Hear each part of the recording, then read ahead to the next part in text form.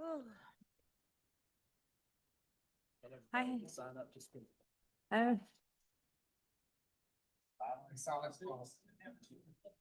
Oh.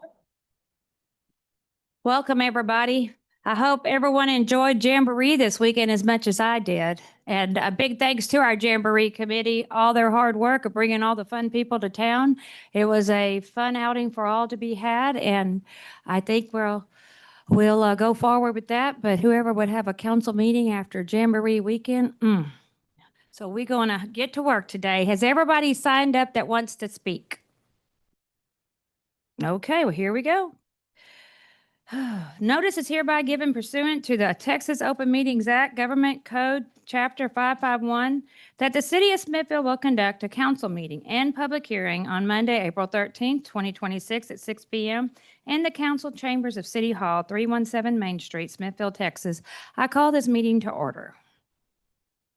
Who's leading the invocation? Me? We're gonna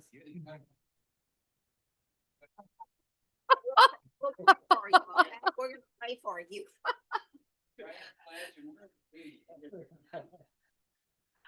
Wow. Mr. Wilkie. Wow. All right. Well, you know what? I'm very thankful to be here today. I'm thankful for all the people that live here and make this town a great place to live. We all work together for one goal, and that is to believe in God, have a community that will support each other. And as we go through our agenda tonight, I hope God lays his loving hands on all of us and that we all come to an agreement on different things that we might not agree on. We have new people running for office, and we pray for those people too. And we pray for everyone who is suffering tonight that they can be lifted up in prayer. We're going to keep praying for rain because God has got to quench this thirst. And with all good things that we do, in Jesus' name we pray. Amen. Now I'm going to lead the pledge.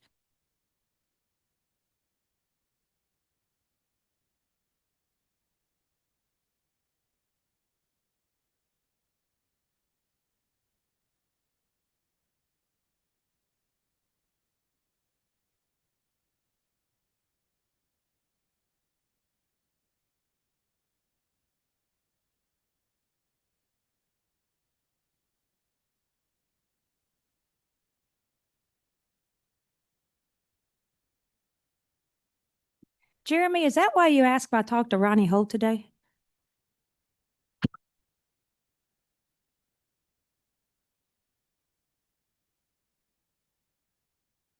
We're going to move on to recognitions, awards, proclamations, announcement, and presentations. We have a proclamation for the National Public Safety Telecommunication Week. And I actually did assign that to, hello, Mitch Jameson with Good Beasley. afternoon. I'd be happy to read this proclamation regarding National Public Safety Telecommunicators Week, April 12th through 18th, 2026. Whereas emergencies can occur at any time that require police, fire, or emergency medical services. And whereas when an emergency occurs, the prompt response of police officers, firefighters, and paramedics is critical to the protection of life and preservation of property. And whereas the safety of our police officers and firefighters is dependent upon the quality and accuracy of information obtained from citizens who telephone the Smithville Emergency Communications Center. And whereas public safety telecommunicators are the first and most critical contact our citizens have with emergency services. And whereas public safety telecommunicators are the single vital link for our police officers and firefighters by monitoring their activities by radio, providing them information and ensuring their safety. And whereas public safety telecommunicators of the city of Smithville have contributed substantially to the apprehension of criminals, suppression of fires, and treatment of patients, and whereas each dispatcher has exhibited compassion, understanding, and professionalism during the performance of their jobs in the past year, therefore, Be it resolved that the mayor and the city council of Smithville, Texas declare the week of April 12th through April 18th, 2026 to be National Public Safety Telecommunicators Week in Smithville in honor of the men and women who diligence and professionalism keep our city and citizens safe. Would y'all come up, please?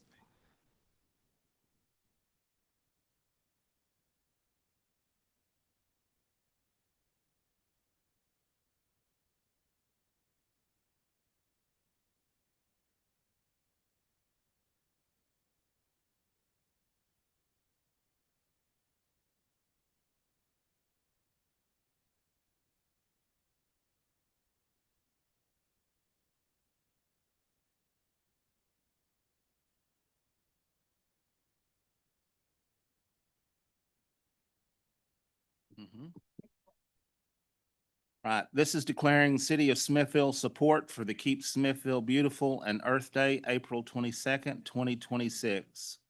Whereas the international community has celebrated Earth Day each year on April 22nd since 1970 to demonstrate support for environmental protection, and whereas Earth Day is coordinating a wide range of global events connected to the theme for the Earth Day 2026 is Our Power, Our Planet, inviting everyone around the globe to unite behind renewable energy and to triple the global generation of clean electricity by 2030.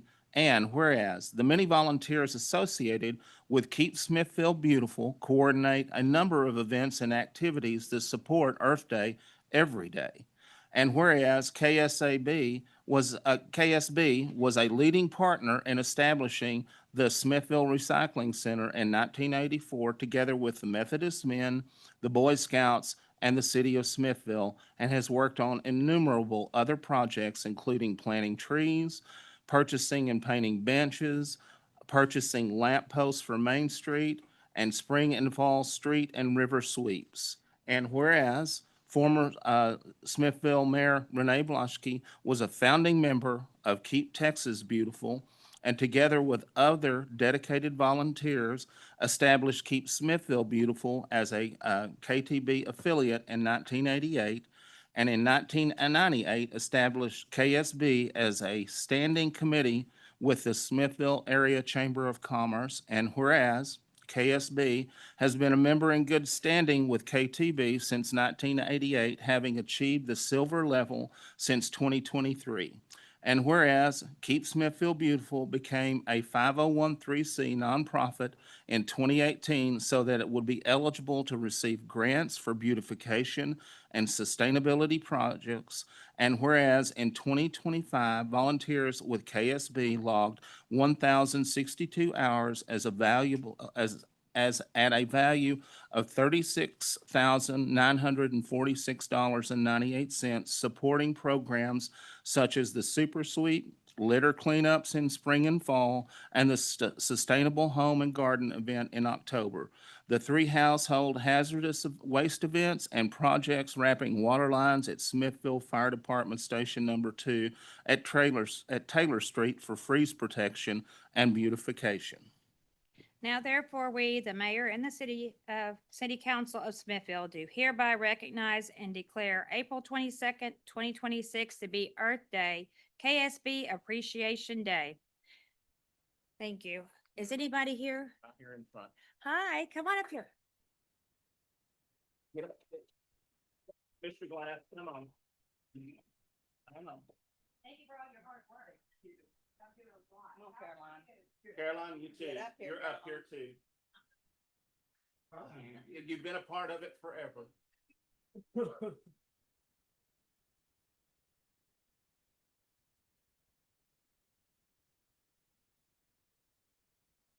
guys, I appreciate all of your help tonight. Please do. Thank you for all the hard work. You're awesome.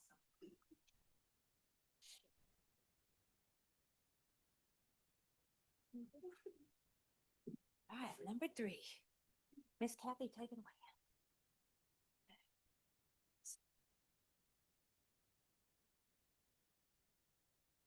away. Sexual Assault Awareness Month, a 2026 proclamation. April 2026 marks the 25th year of Sexual Assault Awareness Month, a time to bring attention to the widespread issue of sexual violence and empower communities to act. Over the last quarter century, Sexual Assault Awareness Month has united survivors, advocates, and communities in the shared commitment to end sexual assault, abuse, and harassment. This milestone is both a celebration of progress and a call to keep moving forward. The theme, 25 Years Stronger, Looking Back, Moving Forward, honors the movement's history and growth while reaffirming our commitment to a safer future for all. Looking back, we remember the survivors and advocates who laid the foundation for change. Moving forward, we renew our focus on prevention, healing, and action. As we celebrate 25 years of SAM, we recognize how far we've come and the work that is still ahead. By standing together, we can continue to shift culture, strengthen prevention, and create a world free from sexual violence. Sexual abuse, assault, and harassment affect individuals of every background. To address this, we must promote education around consent, healthy communication, and bystander intervention. By equipping individuals and communities with these tools, we can help prevent violence before it starts and foster a culture of respect and care. Everyone in our community deserves to live in safe and supportive environments where they are treated with respect. When our workplaces, schools, and communities work together to uphold safety and respect, we make progress in preventing sexual abuse, assault, and harassment.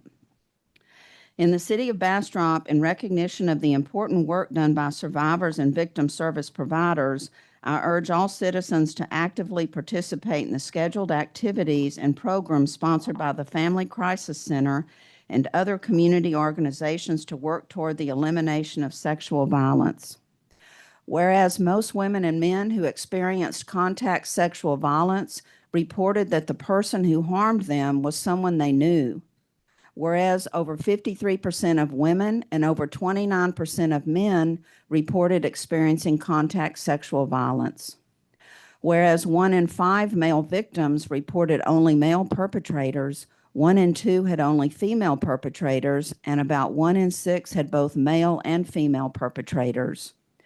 Whereas more than 1 in 4 Black women in the United States were raped in their lifetime, and 1 in 3 Hispanic women reported unwanted sexual contact in their lifetime. Whereas 32.9% of adults with intellectual disabilities have experienced sexual violence, and 47% of all transgender people have been sexually assaulted at some point in their lives. Together, we can look back and move forward by reflecting on where we have been, honoring survivors, acknowledging progress, and recommitting ourselves to creating a safer future for all.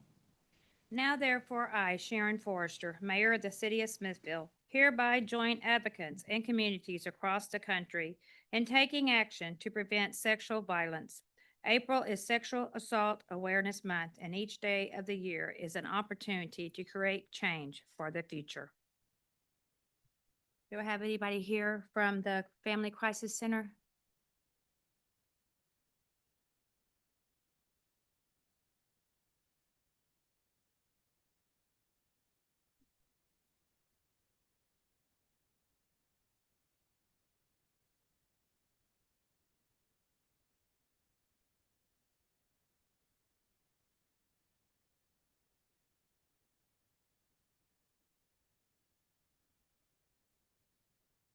Who's my last one? Brandon?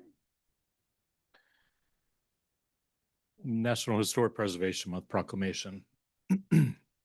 Whereas historic preservation is an effective tool for communities across the nation for managing growth and sustainable development, revitalizing neighborhoods, fostering local pride, and maintaining community character while enhancing livability.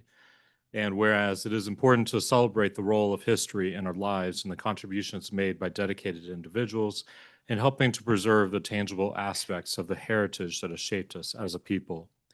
And whereas Smithville was once a major hub on the Missouri, Kansas, Texas Railroad, and the James H. Long Railroad Park continues to honor our unique heritage under the leadership of the Smithville Railroad Board and the Smithville Area Chamber of Commerce. And whereas the Smithville Commercial Historic District and the Smithville Residential Historic District are on the National Register of Historic Places, the Smithville Residential Historic District is a recorded Texas historic landmark, and West End Park has an undertold stories marker designated by the Texas Historic Commission. And whereas the Smithville Historic Preservation Design Standards Advisory Committee was established to protect the character of the historic commercial area of Smithville, to preserve its built history, and to foster economic and community vitality while honoring and protecting the social fabric and community culture of the community. And whereas the architectural design standards were created as guidelines for rehabilitation, redevelopment, maintenance, and preservation of its existing historic structures, and providing design standards for the development of new construction projects within the Smithville Historic Commercial District. And whereas the city has established a historic marker program that encourages community members to designate their historic properties and/or significant events to recognize contributions from the past. And whereas Smithville has a long-standing history and tradition of honors, such as the first film-friendly designation and a vibrant cultural arts district that is an officially designated cultural arts district, which significantly enhances the historic fabric of our town. And whereas since 1975, the Smithville Heritage Society has worked to preserve, protect, and enrich the stories and histories of Smithville through their archival records and research. The Heritage House Museum and Archives, special events and programming, and partnerships that showcase and support the historic fabric of the community. And whereas the last day in April 24, 2026, is National Historic Marker Day, and the city of Smithville has 4 existing city markers in town and 3 more on the agenda today. And whereas May is National Historic Preservation Month, co-sponsored by the Smithville Heritage Society, the Smithville Historic Preservation Design Standards Advisory Committee, and the city of Smithville. Now therefore, I, Mayor of the City of Smithville, do hereby proclaim April 24th, 2026 as National Historic Marker Day and May 2026 as Historic Preservation Awareness Month, and call upon the people of Smithville to join their fellow citizens across the United States in recognizing and participating in this special observance. Do I have Ms. Monica?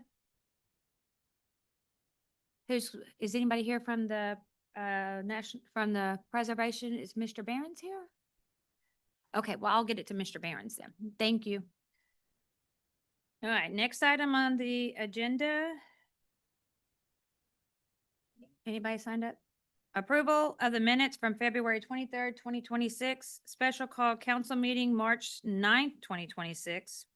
Council meeting and public hearing, March 17th, 2026, special called council meeting, March 23rd, special called council meeting, and March 25th, 2026, special called council meeting. Mayor, I'll make a motion to approve the minutes as presented.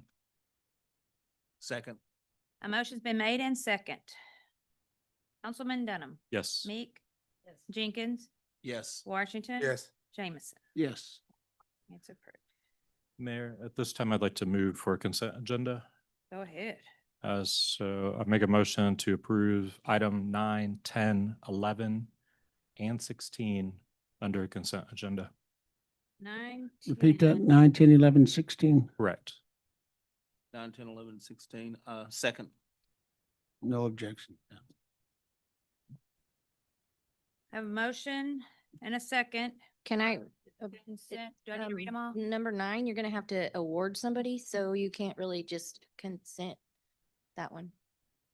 Oh, yeah, you do. You have to award. Mayor, I'll amend the motion Take number 9 out.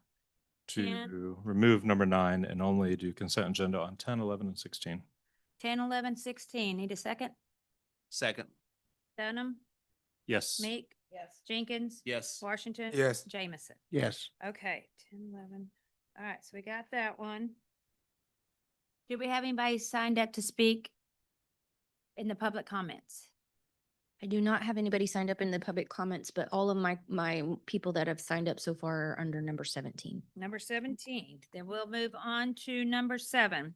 Discussion and action on awarding a construction contract for the Garwood 12.49 kV power line reconductor. I can speak to that. Thank you. The city of Smithville Garwood Park 12.49 kV reconductor bid was conducted on April the 2nd at 2 p.m. in conjunction with McCord Engineering, Inc. McCord Engineering has reviewed all the bids and has recommended that the city award this bid to Primoris T&D Services. This bid came in at a lump sum of $163,096.69 with an alternate bid of $159,834.76. The completion date is set from May 1st to August 31st of 2026. And there is a bid tab included in your agenda that you could reference if you would like. In addition to that, we have a representative of McCord Engineering present, Jake Moeller. He is present to answer any additional questions that the council may have. And if I could have Jake come up.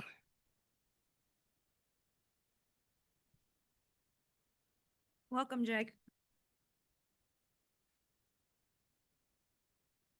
Do you want to speak?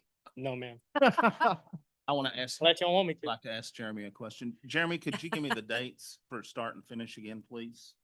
Sure, the date range or the completion date range is May 1st of this year to August 31st of this year. Okay. So is that implying that it can start at any point?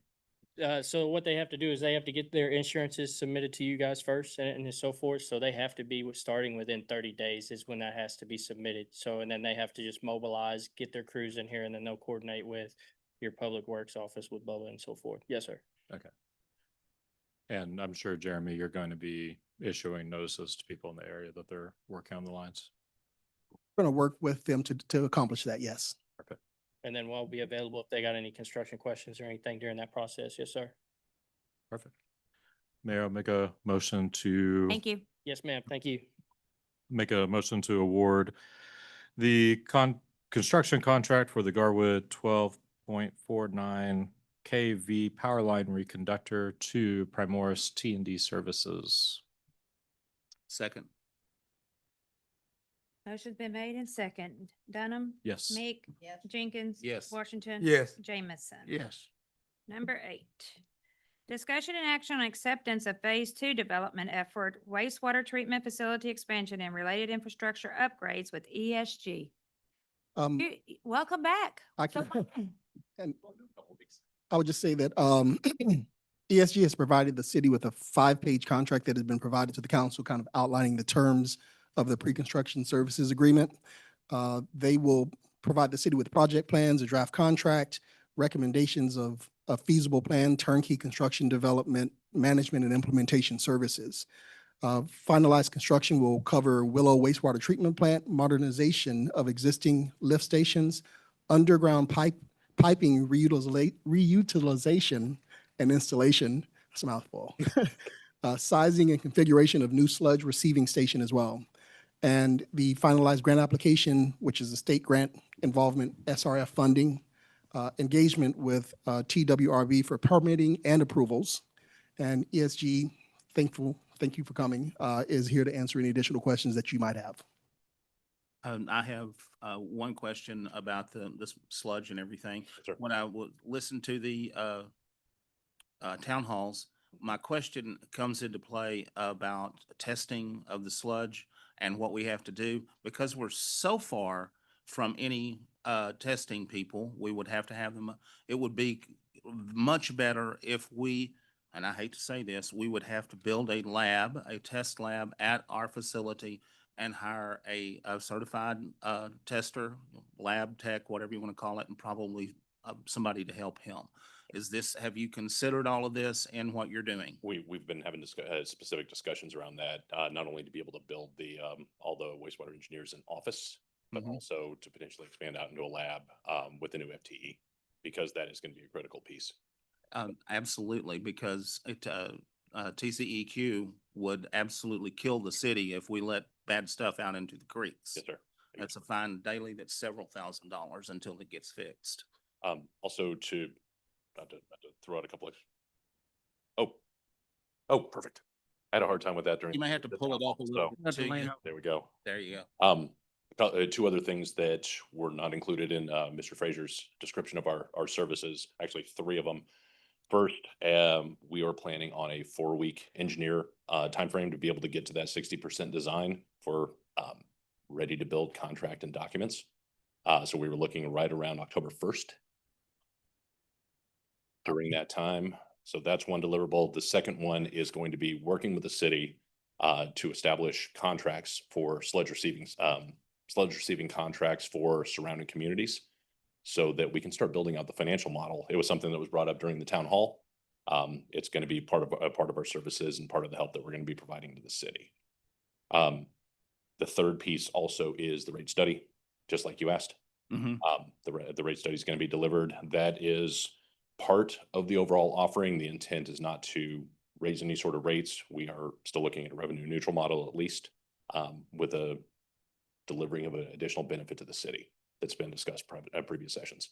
Okay, I guess the next part of my question is, when you're talking about people coming in and bringing sludge in and everything else, are you checking to make sure they're certified to bring that to us and everything else? That all has to be, I want it spelled out straight away for everybody in the city to be able to read and know.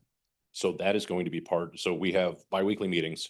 Yeah. that some of the councilmen, the city manager, and a few other participants are involved in. That is going to be part of the contractual requirement that we have with the surrounding communities when they are delivering. We want to make sure that every one of those pieces is said, assessed, and then we're providing contingencies to make sure that does not become an issue. So as we do that, we will have, you will have them lined up for delivery. Will we have a kind of a benchmark of how much they're going to deliver, how they're going to deliver, and what kind of schedule we're going to have with That's that? exactly right. Okay, And predetermined fees. that gets me there. We're still, how about the grants? So the grants right now, we are pretty well locked in to be able to get $2.5 million in the SRF funding. The interesting part of what we're doing here, especially with the revenue model that we've been talking about, hopefully 6.4 sometimes doesn't come in handy. One of the other pieces that we're talking about, especially with the non-traditional funding model, is that next year, especially when the House Bill 500 funding comes out Mhm. with some of our partners, it looks like we should be able to be in line to be able to capture some of that money as well, to be Okay. able to further enhance the financial offering. Okay, excellent. So you're continuing down that road. We're Absolutely. going to continue, and you'll keep us updated how the grants are going. Every other week, Question on clarification you. on that. Are you saying next calendar year or next fiscal year? next calendar year. Okay. Yep. May I ask a random question? It's related, but it's sort of outside the box. Yes, ma'am. There was a presentation by the city of Round Rock at our Capital Area Council of Governments meeting the other day, and they were talking about their purple pipe, how they extend it out to outlying areas to help irrigate new developments. Hmm. Is that something that our system would be able to support at some point? Absolutely. So the purple pipe it means reutilization of that water rather than being discharged into a water source. That is definitely a possibility. So that's one of the things forgive me if I'm mixing up my dates. One of the council meetings that we had, or it could have been the town hall. We had talked about that we had not fully addressed, because this is the next part of the process. This next 4 months is where we drill into all the design details, everything else, the financial model. What would you like to do with that reclaimed water? And as the mayor referenced, the city is thirsty for water. The more you can save, the less you have to wait for and essentially collect from rain. So, by the way, if you're not part of our biweekly call, you're more than welcome to ask. If you just want to ask that one question, everybody coalesces around the issues to be able to make sure that the city's getting all their answers answered in an appropriate fashion. Great. It's very exciting at the proposition of, being able to, in my mind, folks that already have lawns here, and I won't make this long, but already have, established lawns, and maybe it's your beautiful carpet grass that loves to suck our water up, but new developments, it could be a combination of those type of things. And I feel like given our water situation, it's something that could really serve us well if we get ahead of it and do it early on. It's a resource that not only are you paying to be able to treat, you should be able to reutilize and take advantage of it in secondary ways instead of just having it be a wasted resource. Awesome. Thank you. The one other piece, let me see if I can get this straight. With this second phase, what we're asking the city to be able to agree to is our pre-construction development agreement that takes us all the way up to 60%. Energy Systems Group will be essentially fronting all that money at risk to us to be able to roll that into the overall construction contract, which is part of the contract that's been in front of the council. We're not asking the city for an appropriation at the moment. We're looking to be able to develop this construction contract and then all the associated contracts with you as well. Just want to make sure we're completely clear on that point. Right. So the part of this with the 2 million that would be due at the end of this, if we continue on with you, that gets rolled into the part where we're paying at the end. Yes, sir. If not, we have to make that within so many days as payment to you. And that will be a negotiation with the city back and forth. Right. Thank you. For, Mayor, with your permission for clarification, and let's talk numbers. In layman's terms, as you know, I've gone from this is too good to be true, that it's too stupid not to do. But we've got to make sure that we explain these numbers to the people so they understand it. There's 4 questions, but they're all interrelated in layman's terms. What does approval of the PSA, which is the Pre-Construction Services Agreement, commit the city to? And my reading is that that cost is 2.1 million. That's an aggregate 2.1 million with the 500, excuse me, And how is that funded? by us, By you? with the assumption of moving. You'll fund the 2.1 million? We are. Okay, that sounds good to me. And Jimmy already touched on the status of grant availability. So in terms of what I consider to be the unanticipated and biggest reward of this is the revenue opportunities. So what type of numbers that you can share with us are you seeing that we might have the opportunity to obtain through moving forward with this? In a public setting, so for right now, what we're looking at is a plant that will pay for itself within about 9 years. But, sorry, pull this up here. So right now, we are looking at a plant, we are projecting to be able to have this be fully revenue neutral and fully self-funded within 9 years. The amount that is going to throw off is, I hate to say it, it's a little bit of a moving target because of the amount of the contracts that we will bring in. The more contracts that we bring in, because we do have a significant amount of capacity to process that additional sludge, the numbers will only get better as we hit that baseline 9-year hurdle rate. If I were to press you to give an estimated number of the immediate benefit in terms of revenue to the city, could you ballpark that? I can rough ballpark between $3 to $9 million a year. I'm sorry, $3 to $9 million a year. 3 to 9 million a year. Mhm. That was the number I was looking for. So thank you for that answer. My pleasure. One more question, I guess, as we fill out capacity Mhm. and continue on, taking sludge will go down. Am I correct? Because as we have capacity built in, we're billing our new developers and residents and everything else. So after 9 years, you look for that to probably be gone? Yes. Potentially. So you're essentially trying to balance the scales. Yeah. So balancing the scales assumes the city would be static after you've had that new development. Because of the fact that you've got the continual revenue source, there is and this is why it's a collaborative process through the whole thing. We started having conversations to be able to say, okay, in 5 years, we've got a massive development coming in. We have certain investors that are coming in to be able to help grow the city at an unexpected rate. We're going to start working on the calculus to say, do we want to be able to expand this more? Do we want to move things around?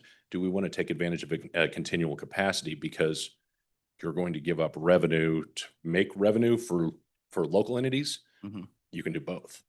But So- that's a collaborative discussion. I guess one more thing is as this fills out, the purple pipe becomes more and more water coming out. So really, we're not losing if we continue to use that. That's an offset in the long run. That's exactly right. That is one that I believe is sustainable in the long run. Yes, sir. Sludge could be up, down, whatever, but that is a sustainable. Yep.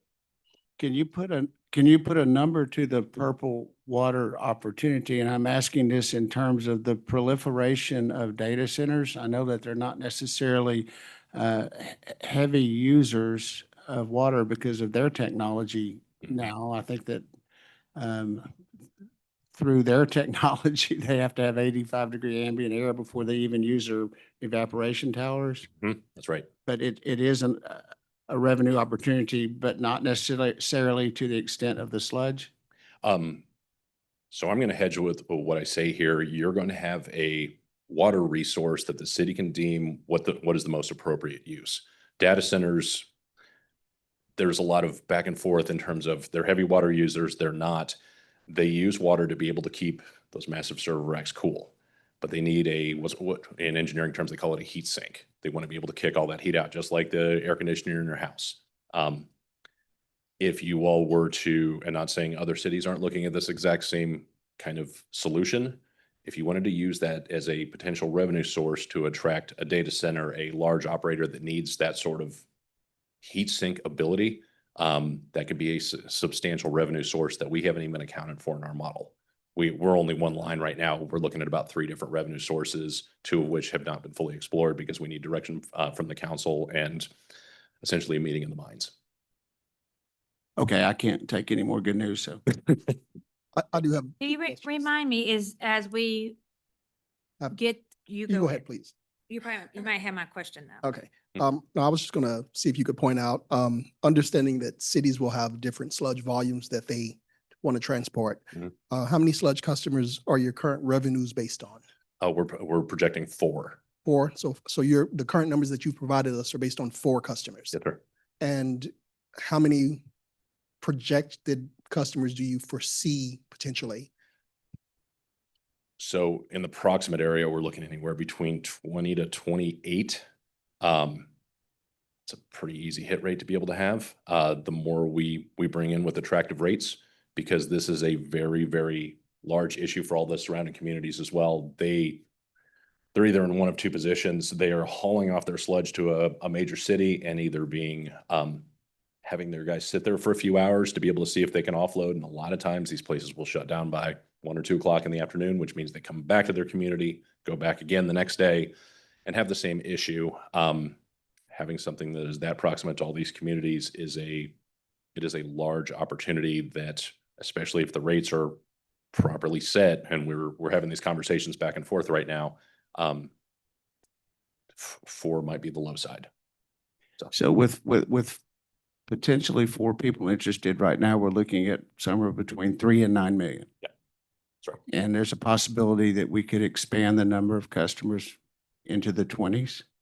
To a certain extent, because we're adding a 500,000 gallons per day right now, but 500,000 gallons per day, our projection was based off of 65,000 gallons a day.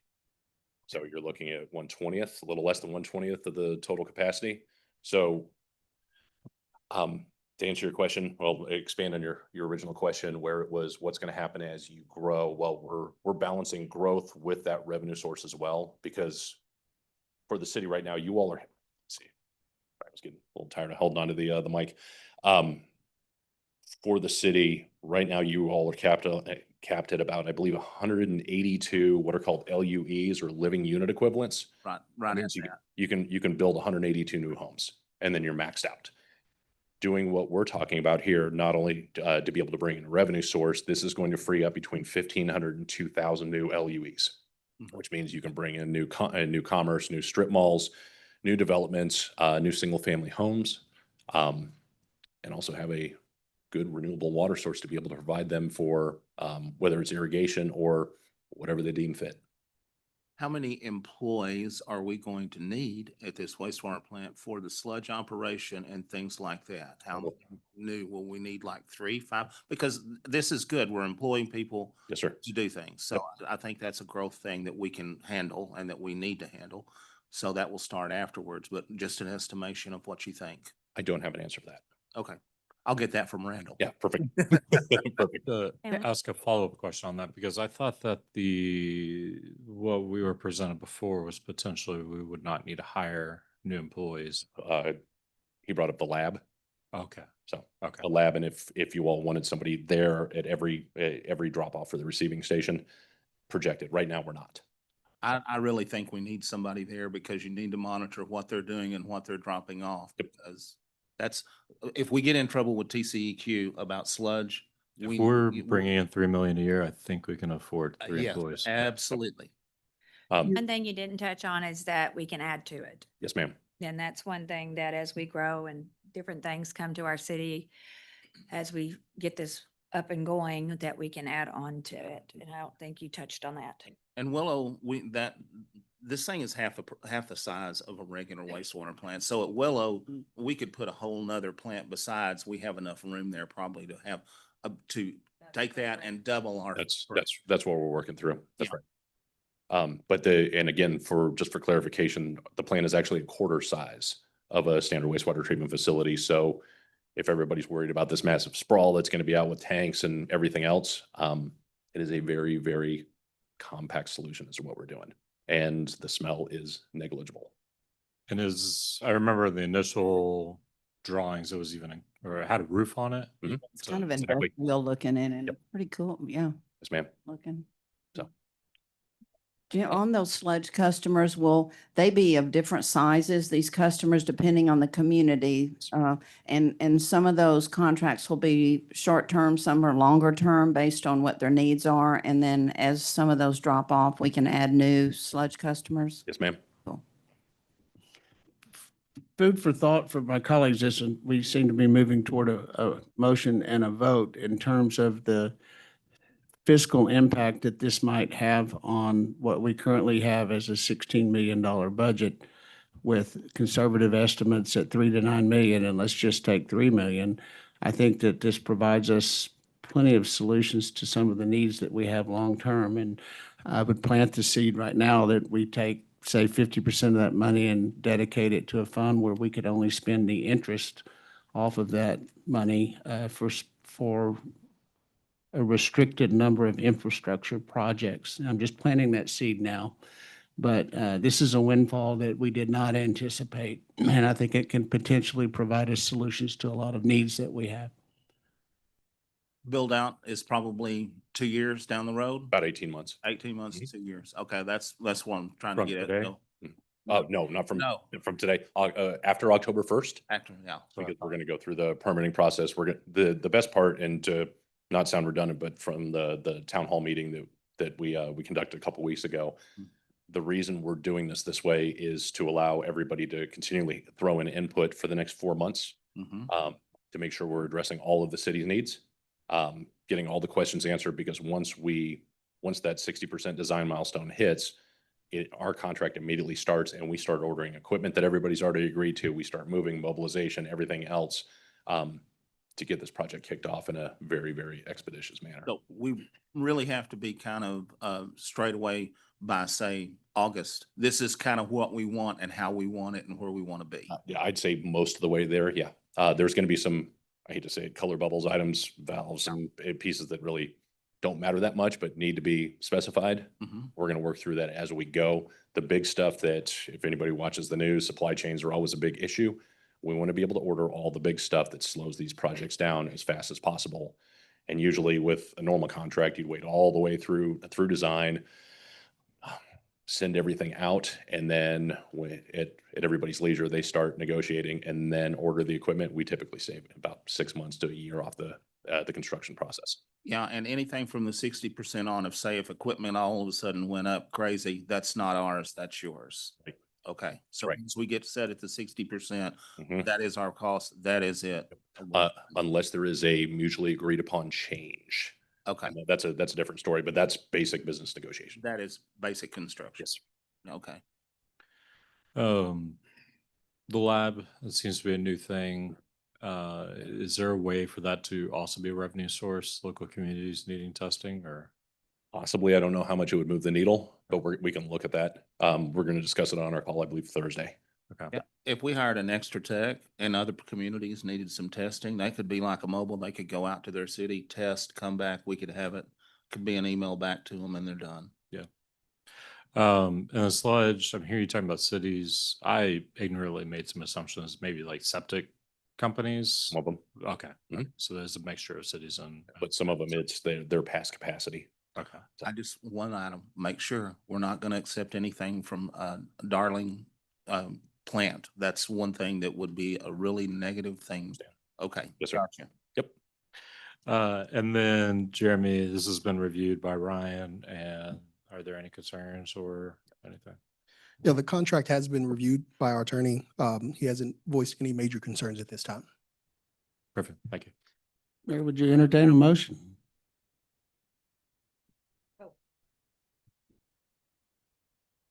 Mayor, I move acceptance of Phase 2 development effort, including the PSA pre-construction services agreement for wastewater treatment facility expansion and related infrastructure upgrades with ESG.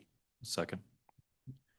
Motion be, sorry. I want to make a comment after we get the motion in a Motion second. got a second already. Okay. I want to make sure everybody out there and YouTube land and everything understands we're doing this, we're moving forward. And when we get to the next point, we could, and if you haven't heard it, you're hearing it now, we could owe $2 million. If we continue on from that point, that will be rolled into what we're doing into the future. But everybody has to understand where we are and what we're doing. And importantly, we're not looking at bonds. We're not looking at those kind of revenue sources. We're looking away from that without burdening the taxpayers. Right. Without Yes. burdening the taxpayers. That's true. That is exactly true. Dunham? To clarify that, we have not burdened the taxpayer. Okay. Amen. I got a motion and a second. Motion and a second. Yes. Meeks. Jenkins. Yes. Washington. Yes. Jameson. Yes, ma'am. Okay, thank you. Look forward to working with you guys. Yeah, Moving sorry it took so long. No, We hey. Need to get all that out there. And these are all important questions you're bringing up. Number 9. Thank you all. Thank you. Discussion and action on awarding a construction contract for southeast drainage improvements, Part 2, GLO GDBT MIT contract number 22085-020D256.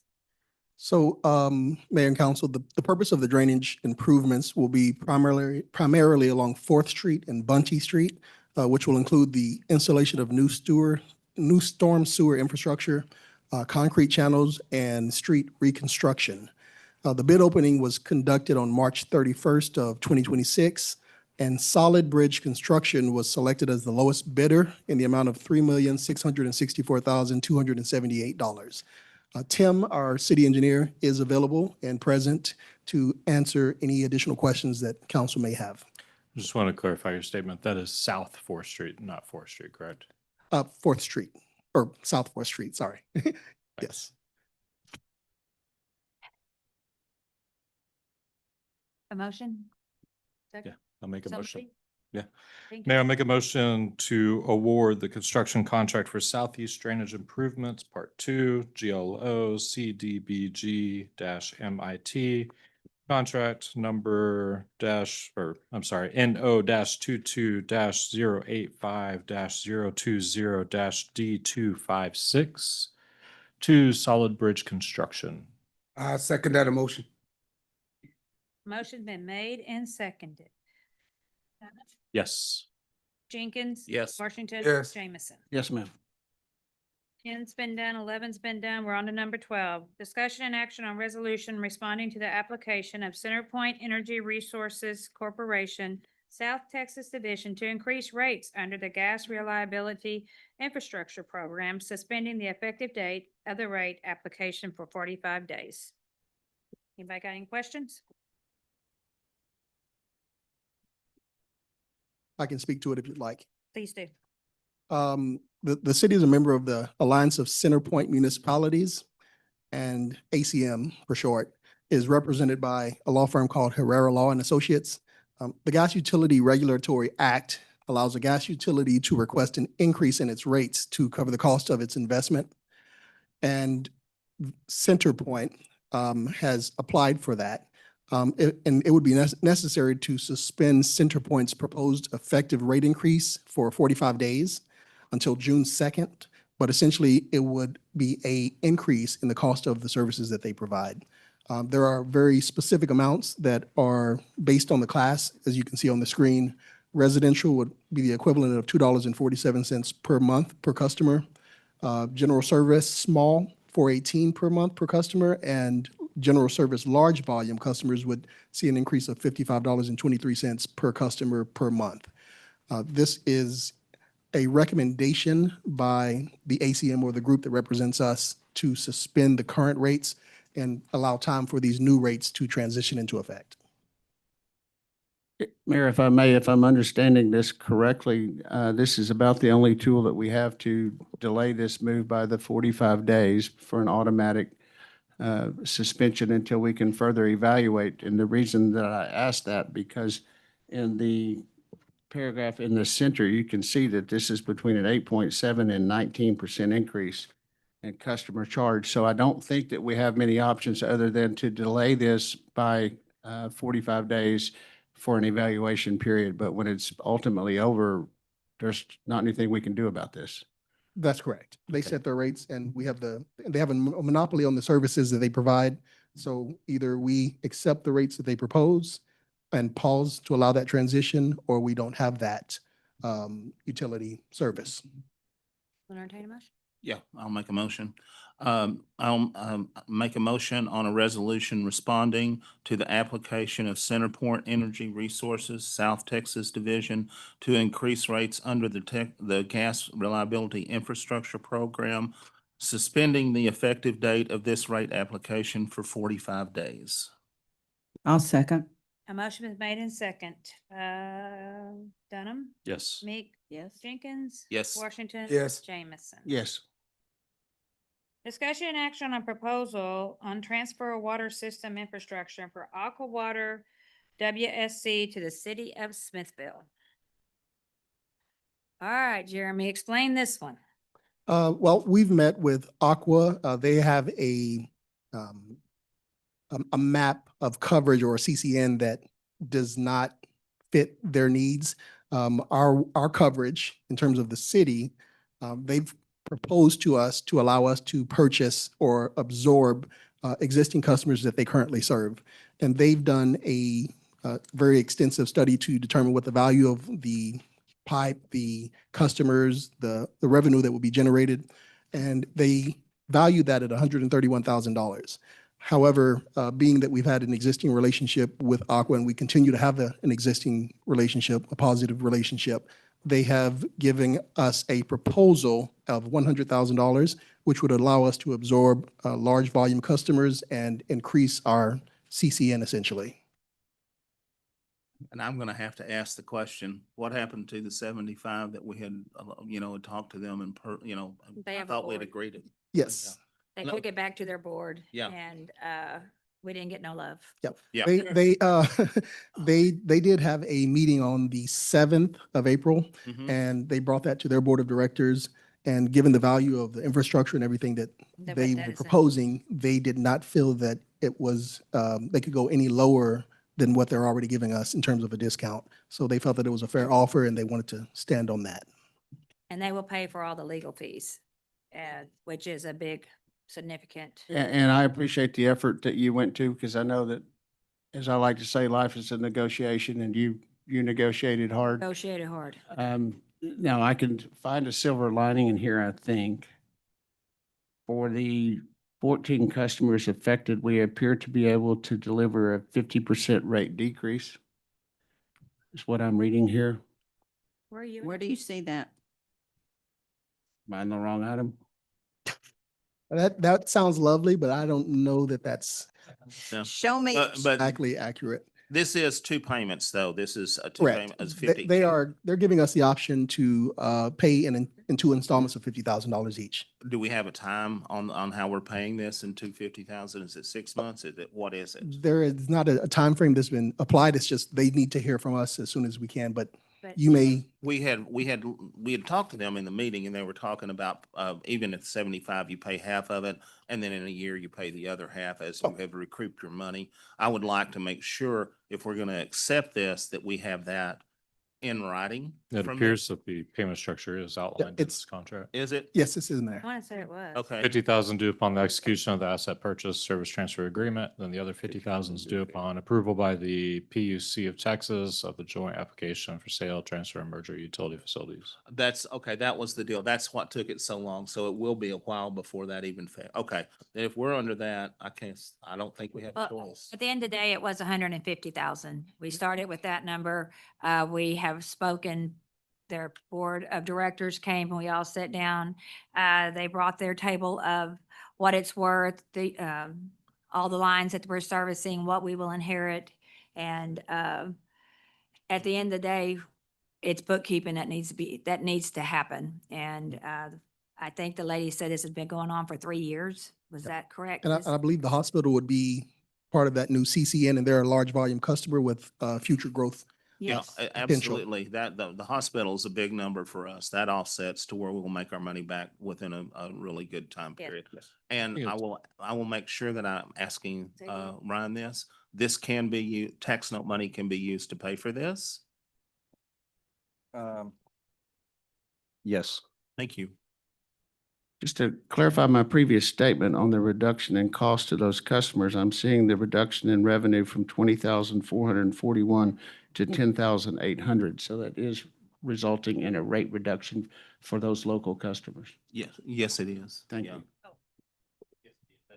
Brandon? And I think I mean, we're kind of glossing over it but this was something that I do want to give our city manager credit for. This is something that had been brewing for a long time and had the resemblance of a serious legal issue that was going to be happening. And you turned a really bad situation, frankly, to a really good situation for the city.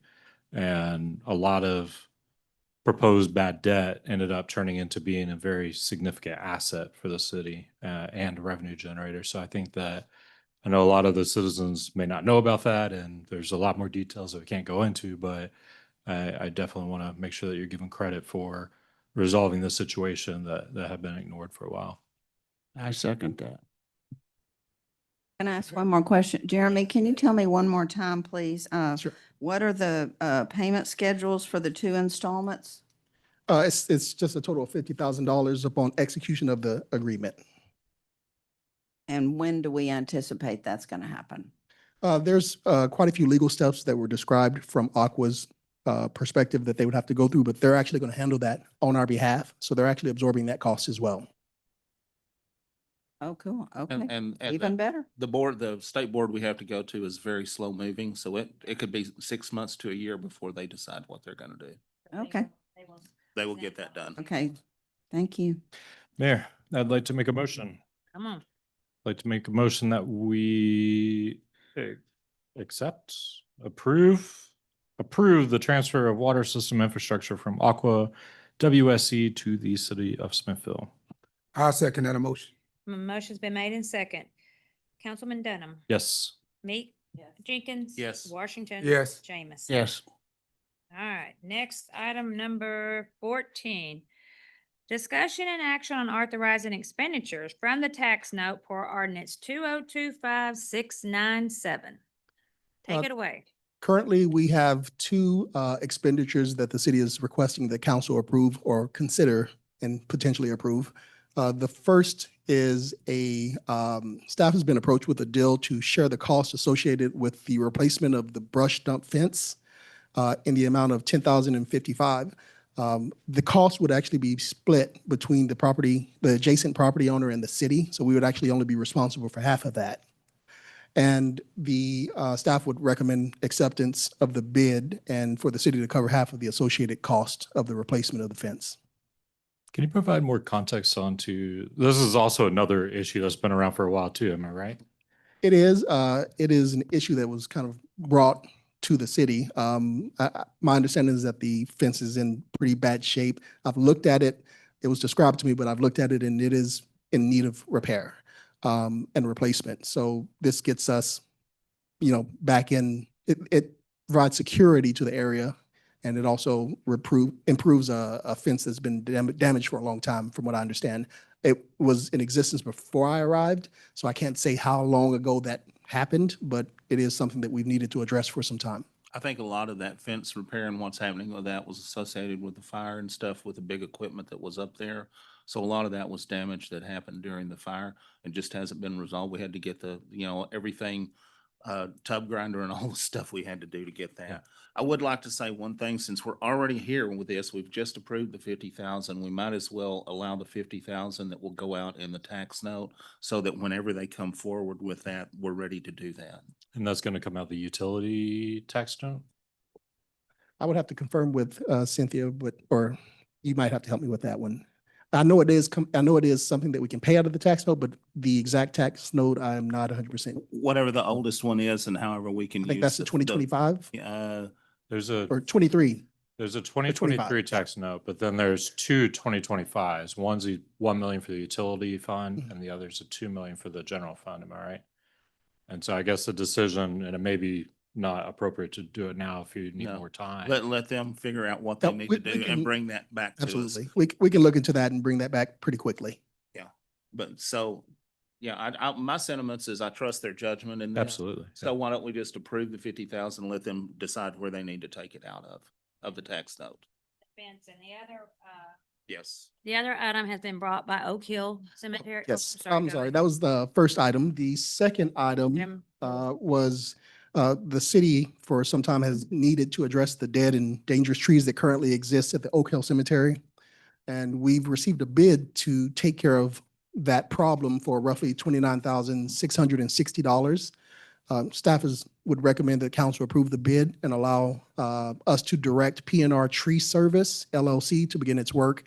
The scope of the project is roughly 3 dead post oaks and about 40 cedar trees that would be covered essentially. And they are bonded and insured because there are a lot of grave markers there that if they're damaged, it's history. So we need to get this taken care of before a tree falls and damages the gravestone, the grave sites. And we just owe it to the people that are resting there. And so this is the other part that we just need to get it taken care of, just housekeeping.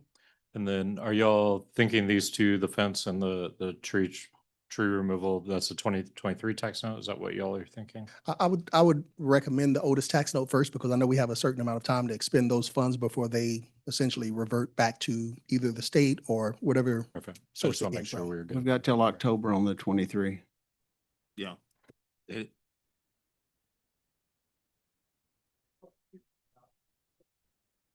Essentially, we are going to have to look at it no differently than the previous to determine which is the best source to bring that money out of. I'll word it related to that then. Thank you. And then if, at the next council meeting, as you do always, bring back what you spent out of that tax note to show us where we are, and what we're doing, Absolutely. because I know you always do that. So that's good. Do you need a motion, Mayor? I do. Okay. I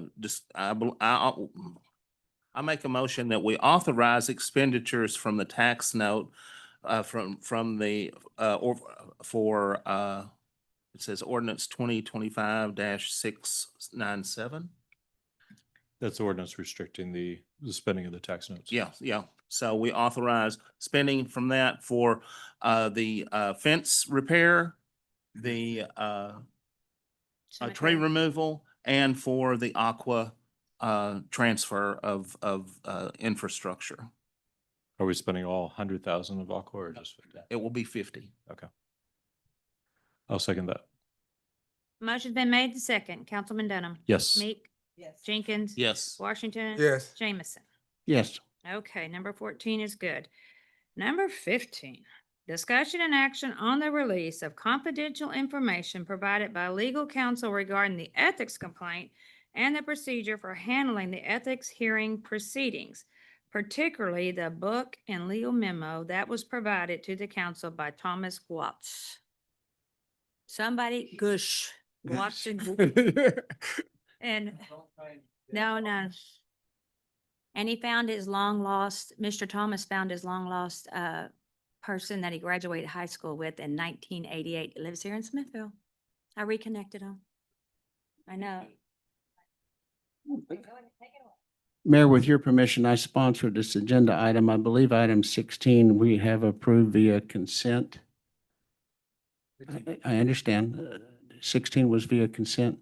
17, there's a lot of people here waiting to, with permission or a motion, I'd like to move another related agenda item that I sponsored, item 18, up to be considered after 15. So it would be 15, 18, and then 17. Does that make sense? 18 is related to 15. If not, we'll just take it the way it's written.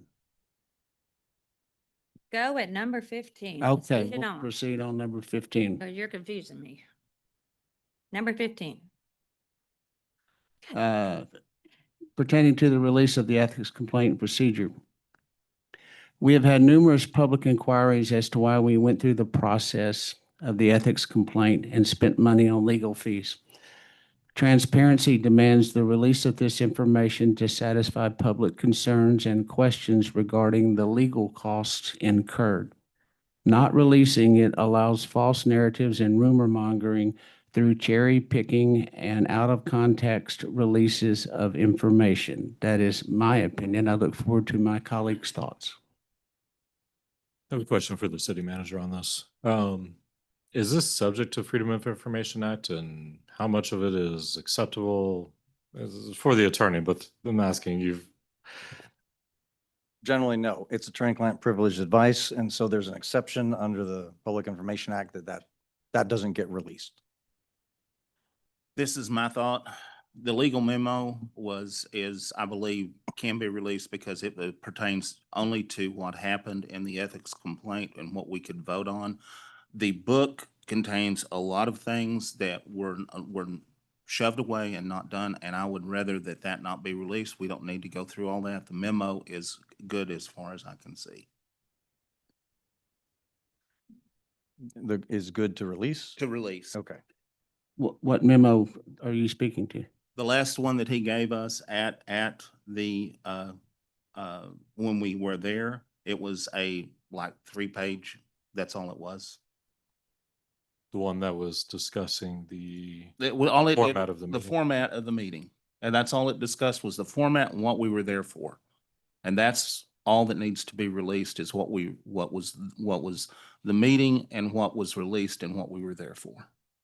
If we're gonna release anything, I don't, you know, Well, quite since it's honestly, Against me, why can't I just say you have whatever you want? I mean, I have nothing to hide. Well, Is no. that, I can't do that? Okay, never No. mind. I can't do that.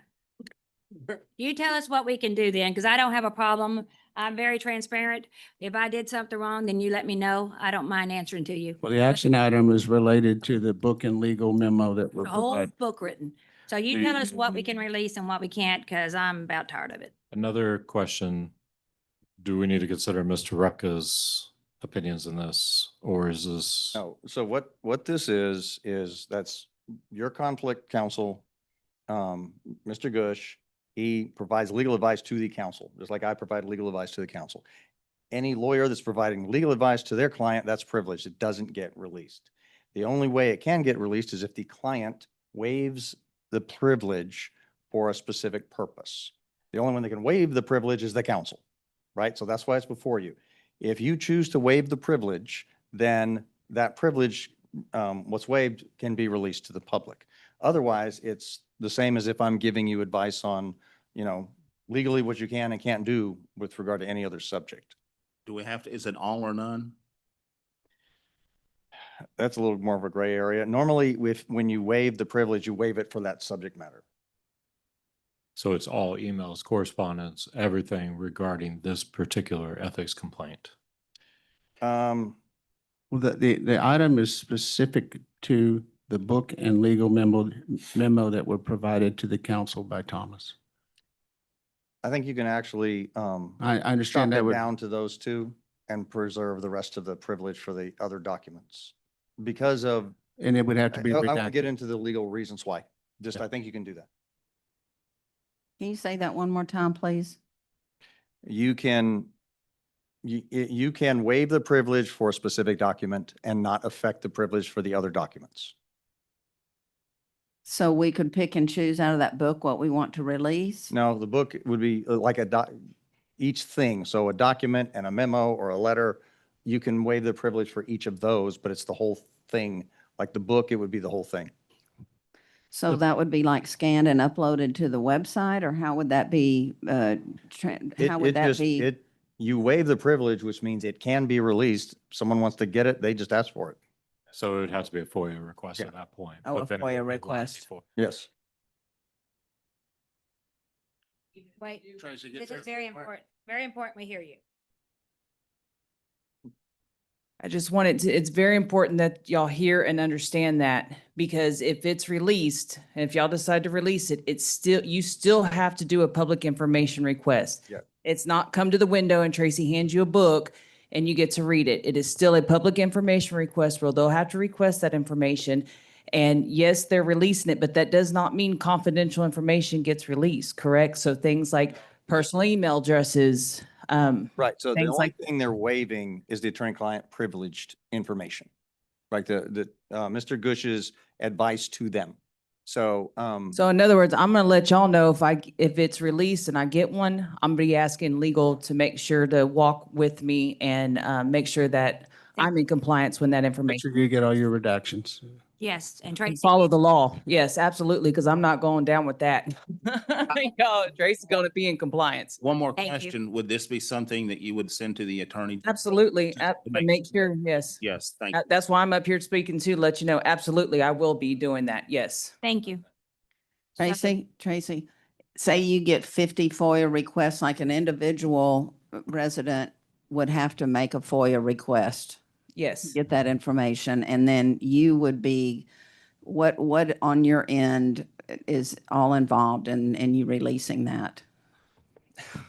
I mean, just she in doesn't know general, what attorney. kind of process are we talking depends on about? Is it- exactly depends. how they word their request, Mhm. as to what you can do and not do. If they basically requested the book and the memo that's specific in this item, it's identified, and that would be the whole scope of what would be released. The portions of that are attorney-client privileged are what's waived. If it has other privileged information, as you mentioned, like personal email addresses or things like that, those get redacted. If it's anything other than that, it would have to go to the AG. I have a question on the wording of this motion.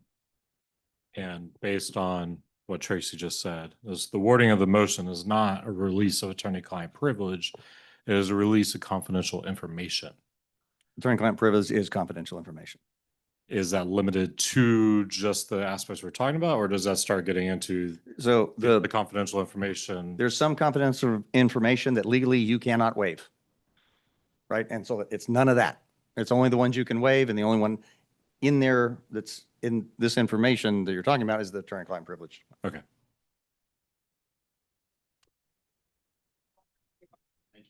Thank you, Tracy.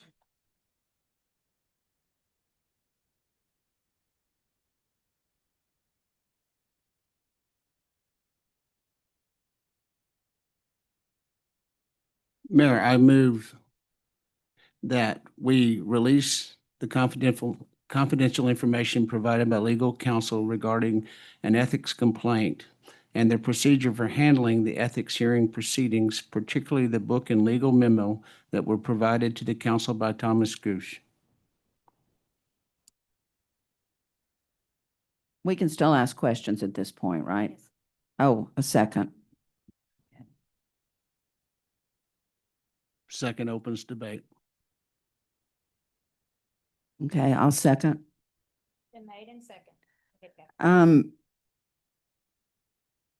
I'm sorry, but I didn't really get an answer to what is involved. Like, is this extremely time consuming? Now, not that that matters in terms of Why do providing. you think I'm panicking? Why do you think I'm freaking out? Because I mean, it just kind of depends what the requester's asking for. Have you ever seen the handbook to the Texas Public Information Act?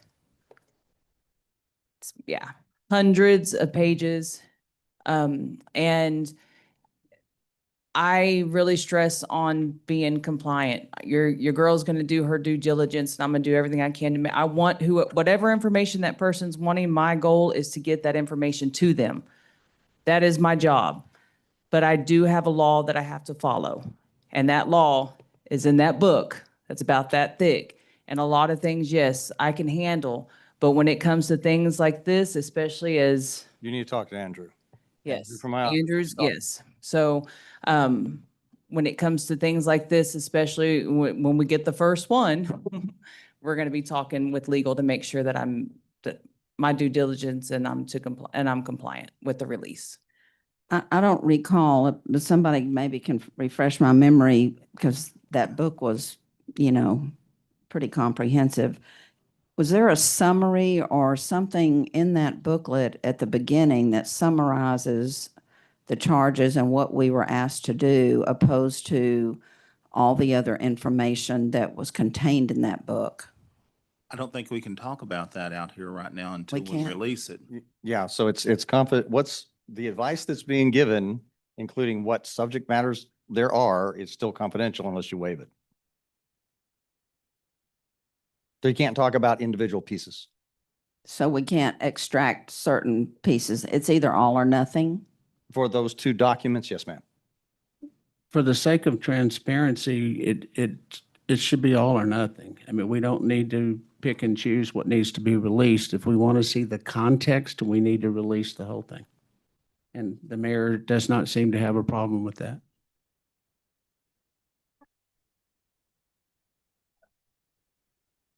I will be point blank. I do have a problem with releasing both of them. Okay, we have a motion and a second. Which one would you want to release, Jimmy? The only one I will release is the memo that outlined the procedure and everything else. The rest of it, there's too much information in there, and I'm gonna say this.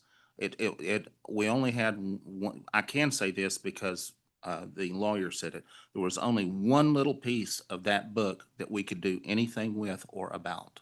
I call the question, Mayor. You did what? I call the question. I call the vote. Oh, let's vote. Motion and second. Okay, Dunham? No. No. No, No. Yes. There you got it. Okay, wait. Make it clear that it was not released, right? So if a FOIA, It's not waived. it's not waived. Or So if fine, a public we'll go information back to it. request, okay, all right. I just want to say that on the microphone for everybody in the audience. You want to do a song and dance too? Okay.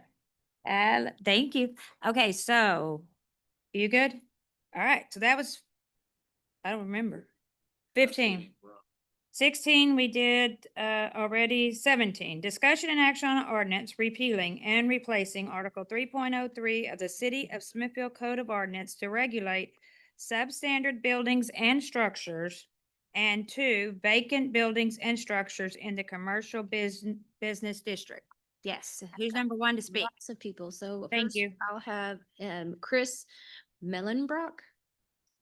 He's our next door neighbor, aren't you? Is it Hi, Mellenbrock? Chris. Okay. Leslie?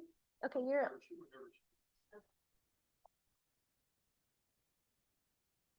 Chris, you could come with her.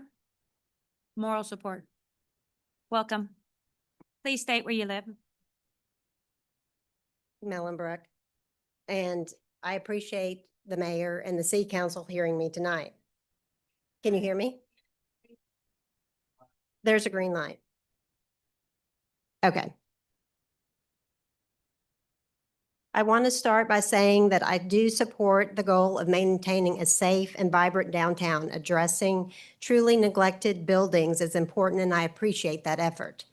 However, as a business owner, realtor, and a voter in this town who recently purchased a vacant building downtown, I'm concerned about how this ordinance impacts those of us actively trying to invest and improve these properties. Many of these buildings have been vacant for years, if not decades, and require extensive, costly rehabilitation. These projects take time and a significant capital. Adding registration requirements, inspection fees, and the potential for daily penalties during that process creates an additional risk that may discourage investment rather than encourage it. I also think that there are some bigger picture issues to consider here. If all of these buildings are brought back into service in like tomorrow, is the city prepared to handle the increased demand on the utilities such as electricity, water, and sewer? What is the plan for parking as downtown becomes more active? As the building owner, I am also disappointed with the lack of transparency and notice of this ordinance. When has the city engaged with the building owners to understand actually what it takes to revitalize these properties? I'm also concerned about the provision allowing the designee to interpret the ordinance and adopt policies. That creates the potential for inconsistent enforcement depending on who is in that role, and how will the city ensure that there's fairness across all properties? Where is the fee schedule for the inspections and enforcement? This is critical information for anyone evaluating investments. If the goal is revitalization, there needs to be a partnership, not just enforcement. What incentives or support is the city offering to help the property owners take on these projects? I respectfully ask you to reconsider or revise or table this ordinance to get more input from stakeholders and find out how to better support those who are actively working to improve downtown. There are several things, such as if it's for sale that's not addressed, if you're actively working on building permits, with building permits that are not addressed in there. Because at the end of the day, the success of the downtown depends on the people willing to invest in it, and we should be making it easier, not harder. Thank you for your time and consideration. Thank you. Wow, you practiced. Thank you, ma'am. Next. Next, I have Scott Warnicki.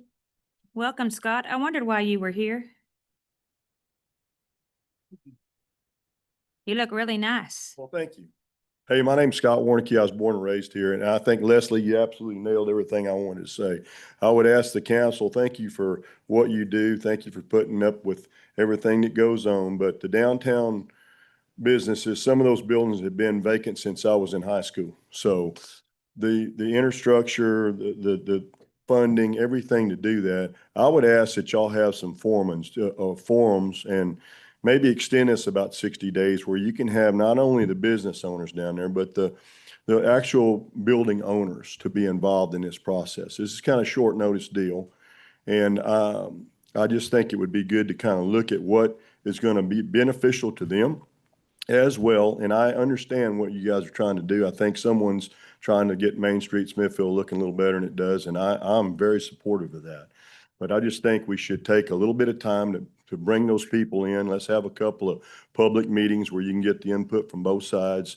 And I think that would balance our decision. Thank y'all. Thank you.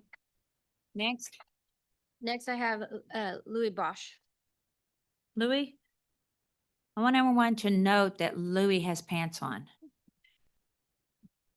Shirt on too. I know. Yeah, that's just TMI. So like everyone else, I'm, Louis Bosch. Yeah, kind of, maybe. Come up to the mic. Does that work? Yeah, that's. Got it. Okay. My name is Louis Bosch. I'm the owner and operator of Iron Tiger Gym here on Main Street. The goal of city is one I want to see fulfilled. Nobody wants to see empty buildings. Having these buildings occupied with other businesses is great for all of us, as it'll create more foot traffic for all of us to benefit from. However, I challenge the city council to consider who will end up paying eventual fees or penalties associated with this proposed ordinance.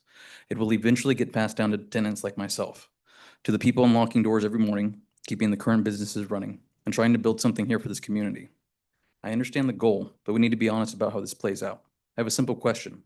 Has anyone modeled what happens to the commercial rents if this does get passed? Because the people who will feel this the most won't be the property owners you're trying to influence. It'll be us. There's something that really matters in this. Some of these owners don't live here. They don't eat or shop here. They don't come to these meetings.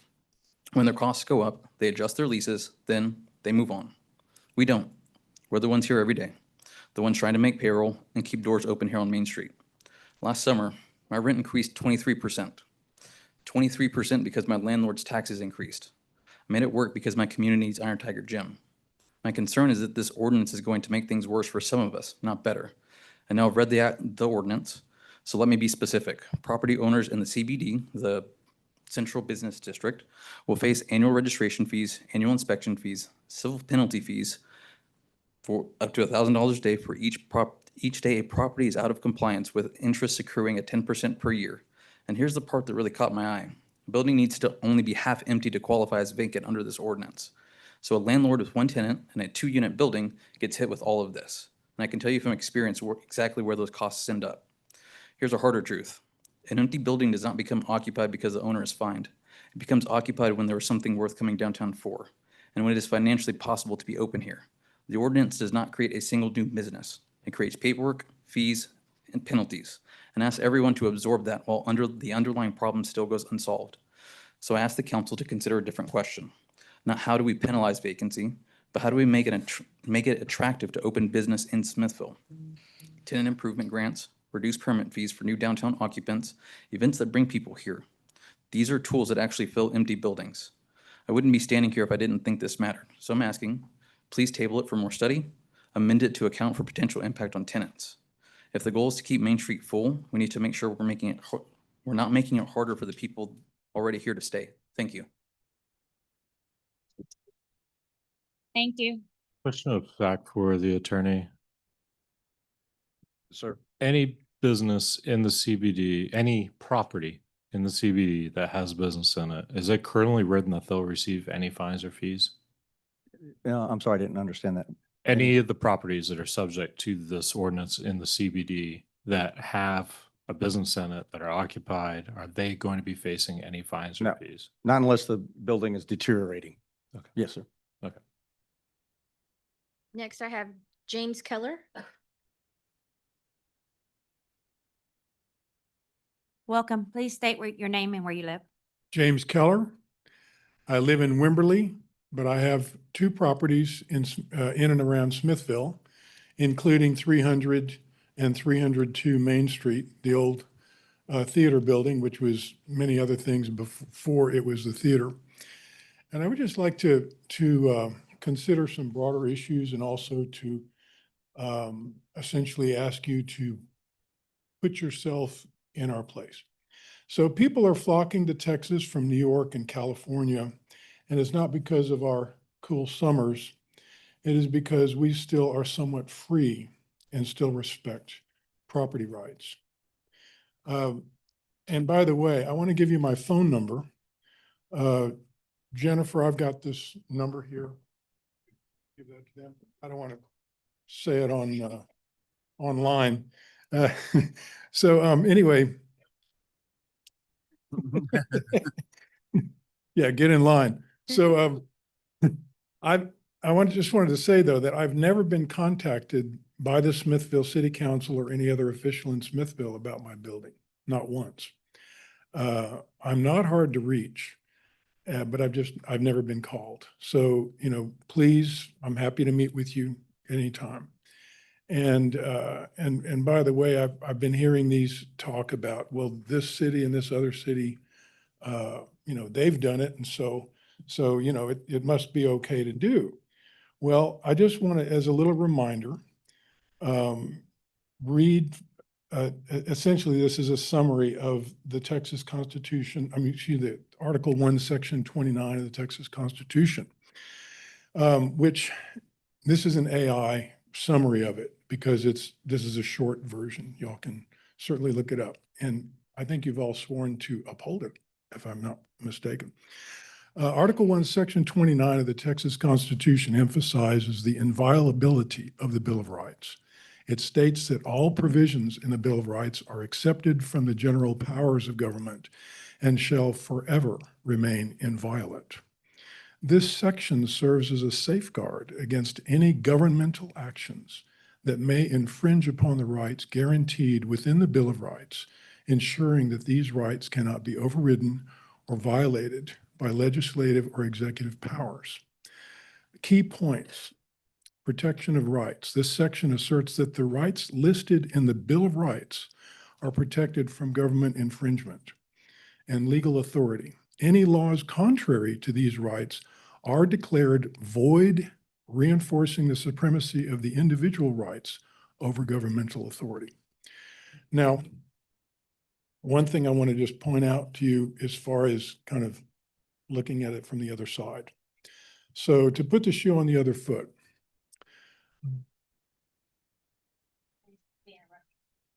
okay, thank you. Let's say that I'm city council. And I'm speaking to you all as property owners. Let's talk about your house. We passed a law in secret to make you do what we want. And the city council, let's see. And by the way, number one, we don't think there are enough people in your house. And number two, we want to collect taxes for us, and you're not doing enough to raise taxes for us. And number three, we don't like how your house looks. And number four, this is a friendly warning. We want to work with you. But if this letter doesn't smoke you out, we're going to raise some tax and twist your arm a little bit. So I'm just suggesting that it's not a good look, and it's probably not necessary if we just have a little bit more interaction. It's voluntary and not by force. Thank you for listening. Thank you. Mayor, if I may ask the city attorney for a statement of fact? Sure. I'm not sure I fully comprehended what he said, but I basically think he was making a challenge to the constitutionality of Yes. what we're doing. And the statement of fact would be that this is or is not constitutional. It is constitutional. Thank you. Next, Last I have Kelly Holt. Ms. Holt.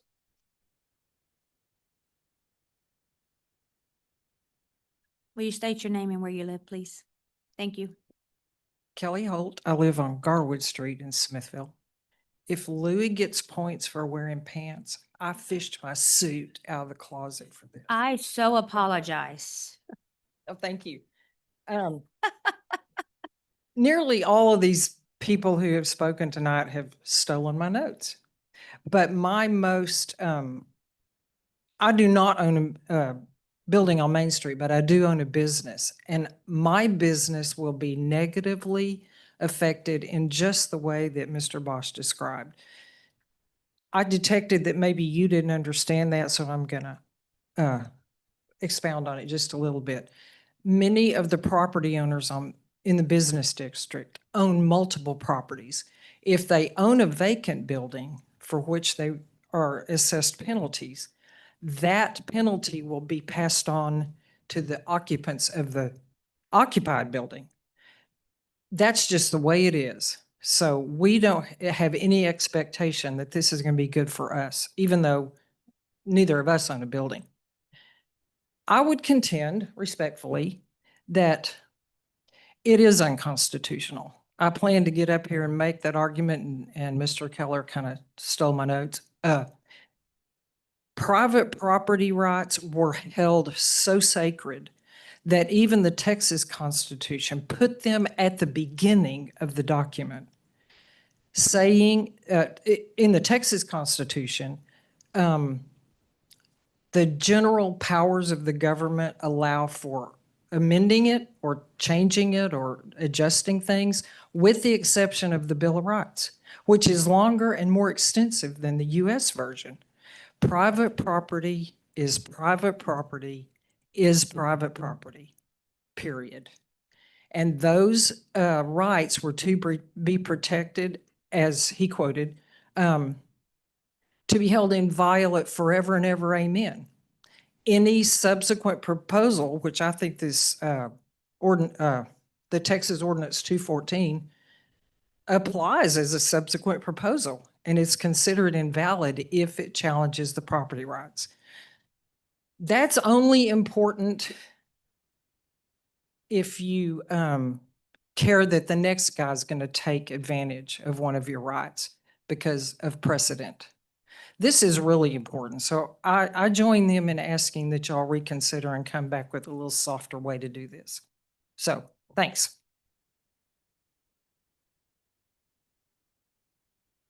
Thank you, and you do look nice. Who's my next one? That's it. All right, guys. If I Yeah. may, go ahead, Kathy. I'd like to just read a quick summary and an overview, and it kind of addresses what you're speaking to in general terms. I think because everything on our agenda begins with discussion and action is a little problematic, because this hasn't been put forth prior to this. I mean, we've talked about this over the years and skirted around it, but this is simply a discussion. This is not about any kind of action tonight. We have done some research on it, but this is a long process. Concerns over vacant properties in our central business district and dilapidated structures throughout town have been part of a discussion for many years. And only recently, Councilman Dunham and I have begun researching how other Texas communities deal with that. And no, it's not apples to apples. It's just a beginning, a starting place for a discussion. The vacancy or substandard building ordinance we're discussing tonight is a tool towards a possible solution. However, it is only a starting place for dialogue between the city, downtown area business, and other property owners in the city and ones that own property outside before even thinking about enacting an ordinance. While one purpose of the ordinance is to support revitalization of Main Street and incentivize property owners to bring their property into compliance with city codes, the overall goal is to develop a clear process with fair and reasonable expectations, and that will take time. I visited with several business owners on the phone and a few just out on Main Street. I've been compiling a Q&A document, but our next steps are contacting the downtown property owners and getting in touch with everybody that owns these buildings and beginning to schedule a series of town hall meetings and in-depth discussion. So that's where we are with this. So we are not even close to enacting this ordinance right now. It's a draft. It gives us a place to start, to come to the table with all parties. And Brandon we've been working on this together, so I'd like to turn it over to him because he has some other important points I think that need to be made. And as far as the fees, I know the $1,000 per day is what everybody's talking about. What you're seeing happening as far as like the registration fee for the buildings that are vacant, it comes down to essentially pennies per square foot per year. So it comes out to a couple $100 is going to be the cost per year. And really the goal, and I'll read the statement in a little bit, is really to allow the city to understand what's going on with these properties so that the economic development director can now come in and say, okay, I have this company who would love to come to town. They're looking for a property. I now know a space, and you can start forming those negotiations and start forming the discussions around how do you get this in. There is a big need, and I mean, every week we see in the update from Mr. Andrade that one of the biggest things is there's no square footage available in this town. That is what is keeping a lot of businesses out of this town, is there isn't buildings available. So they're looking for specific sizes, they're looking for specific needs. And so we're working to kind of build this database. But first and foremost, I just want to start by clearing something up, that this is not just a vacancy ordinance. It addresses unsafe substandard buildings across the city and vacant buildings in our downtown. This came out of real situations, much like the house on Charleston that unfortunately Mandy passed away, that caught on fire and has been in that condition for a couple of years. And whenever I started looking into this during the last budget cycle, if y'all remember, this was one of my top points, was getting some of these derelict structures taken care of. And our previous city manager made it clear when the city steps in, especially for demolition, it can take decades, years for sure, but sometimes even decades to recover the costs until that property sells. That burden ends up on us as taxpayers. So the goal here is simple. Address the problems earlier in a way that protects the city financially and respects the people paying those taxes. As part of that, as we kind of mentioned already, I started looking into what other cities were doing and came across work that was being done in the city of Killeen and the city of Taylor. Councilmember Kathy Meek then took the time to follow up directly with those cities. She spoke with the staff in Killeen and Taylor to understand how those ordinances were being worked on in practice and what results they were seeing. We then sat down with Mr. Fraser and Mr. Barry Ann and discussed what kind of the goals were. Was it punitive? Was it just to incentivize? Was it to just, what were we trying to do? What were we trying to accomplish? And then that was presented for the attorney to research and to look at how it's to be done. And through that process is where we learned that we can just amend the existing ordinance that is already in place. We don't need a whole new ordinance for it. But the details in Killeen do matter. When their ordinance was first passed, Only about 30% of the property owners were in compliance, and that's not compliance with the zoning. That is compliance with signing up for the list. We're not trying to penalize every single property owner and business owner in the downtown area. If your building's vacant, the request is that you sign up for the registration and that you allow the inspection of the property to make sure. There's a lot of buildings in the downtown area, in the CBD, broken windows. They're unsecure. People can get in, animals can get in, and it's in an unsafe position. And it just brings more crime. When I was at TML, First Street, we were speaking, and that's a program that we just started signing up for. And that is the first thing they talk about is beautification and safety. And that is how you start bringing the revitalization to the downtown. If a city doesn't prioritize it, it doesn't happen. In Colleen, as I mentioned, 30% of the property owners were in compliance. Today, that number is over 80%. I believe it's been like 6 years. Yeah, 6 years. 6 years. So it's taken that long to get into compliance with the registration, not with zoning ordinances.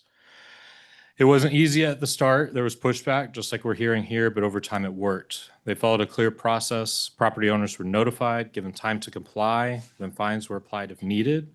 If issues continued, it moved into the court system where a judge reviewed the case before further action was taken. In reality, they only had to process a handful of cases. From what I understand, it was about 5 or 6 out of the tens of properties that were affected. Most property owners chose to comply once expectations were clear, and the results went beyond compliance. In Colleen, they reported vacant downtown buildings selling for as much as 600% more than they had just a few years earlier. Buildings that might have been demolished were instead brought back into use. That's the bigger picture. This is a long-term improvement, not short-term punishment. I know there are concerns about fines, especially the $1,000 per day number. The goal is not to collect that money. It's there as a tool to create movement when a property becomes a risk. And it gives us flexibility to reduce or waive those fines when a property is brought into compliance or when a new owner steps in with a real plan and timeline. This is about encouraging progress and not punishing effort. Much to the owner of the 300 Main Street, I know you're working on that property and I don't see you being subject to fines. You're working continuously to improve that property, investing a lot of money. And that's what the spirit of the ordinance is to work alongside of individuals like you. Another important piece of this is how costs are handled. This ordinance allows costs or penalties to be attached to the property, similar to a lien. I believe it's an assessment, or I forget the exact legal term you used. No, there's you essentially, you put a lien on it. Okay. That's the way you. We'll use that term. Easiest way to reference it. Yeah, perfect. But it's actually attached to the property instead of the property owner. And so that means the city isn't forcing immediate payment. We're not putting the burden directly on the taxpayers. Instead, the cost stays with the property until the issue is resolved. However, the mechanism is a little more desirable to move forward than just a regular lien. That gives us a practical tool, protects the city financially, and it creates room to work with property owners or new investors to get these properties back into use. I also want to speak up to the concern about overreach, as this ties directly into transparency. Right now, the council's role is mostly to approve or deny recommendations from planning and zoning. As we saw a couple years ago, the building next to Comfort Cafe had some issues. The city council is the one body that enacted that ordinance, and they're the one body through recommendation from P&Z that moved forward or didn't move forward with demolishing that building. Ultimately, they chose not to. But this ordinance will move those decisions out of this body's hands and into the court to allow for more checks and balances. It does add more accountability and more transparency by separating those responsibilities.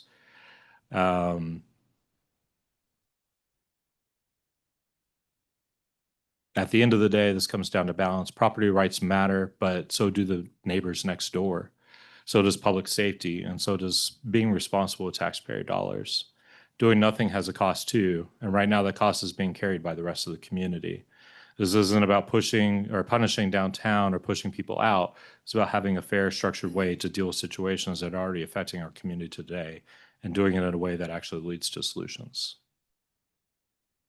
And I'd like to say one more thing. In talking with Kelly and I had a good conversation on the phone today, and I talked to a couple of other business owners, and it doesn't have to be all or nothing.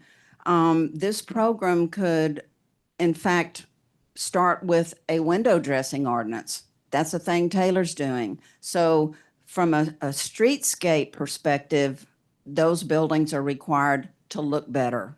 No more foil windows, no more rusted awnings. So you do the minimal repairs to keep those properties looking nice, you know, when tourists come in or we enjoy our downtown.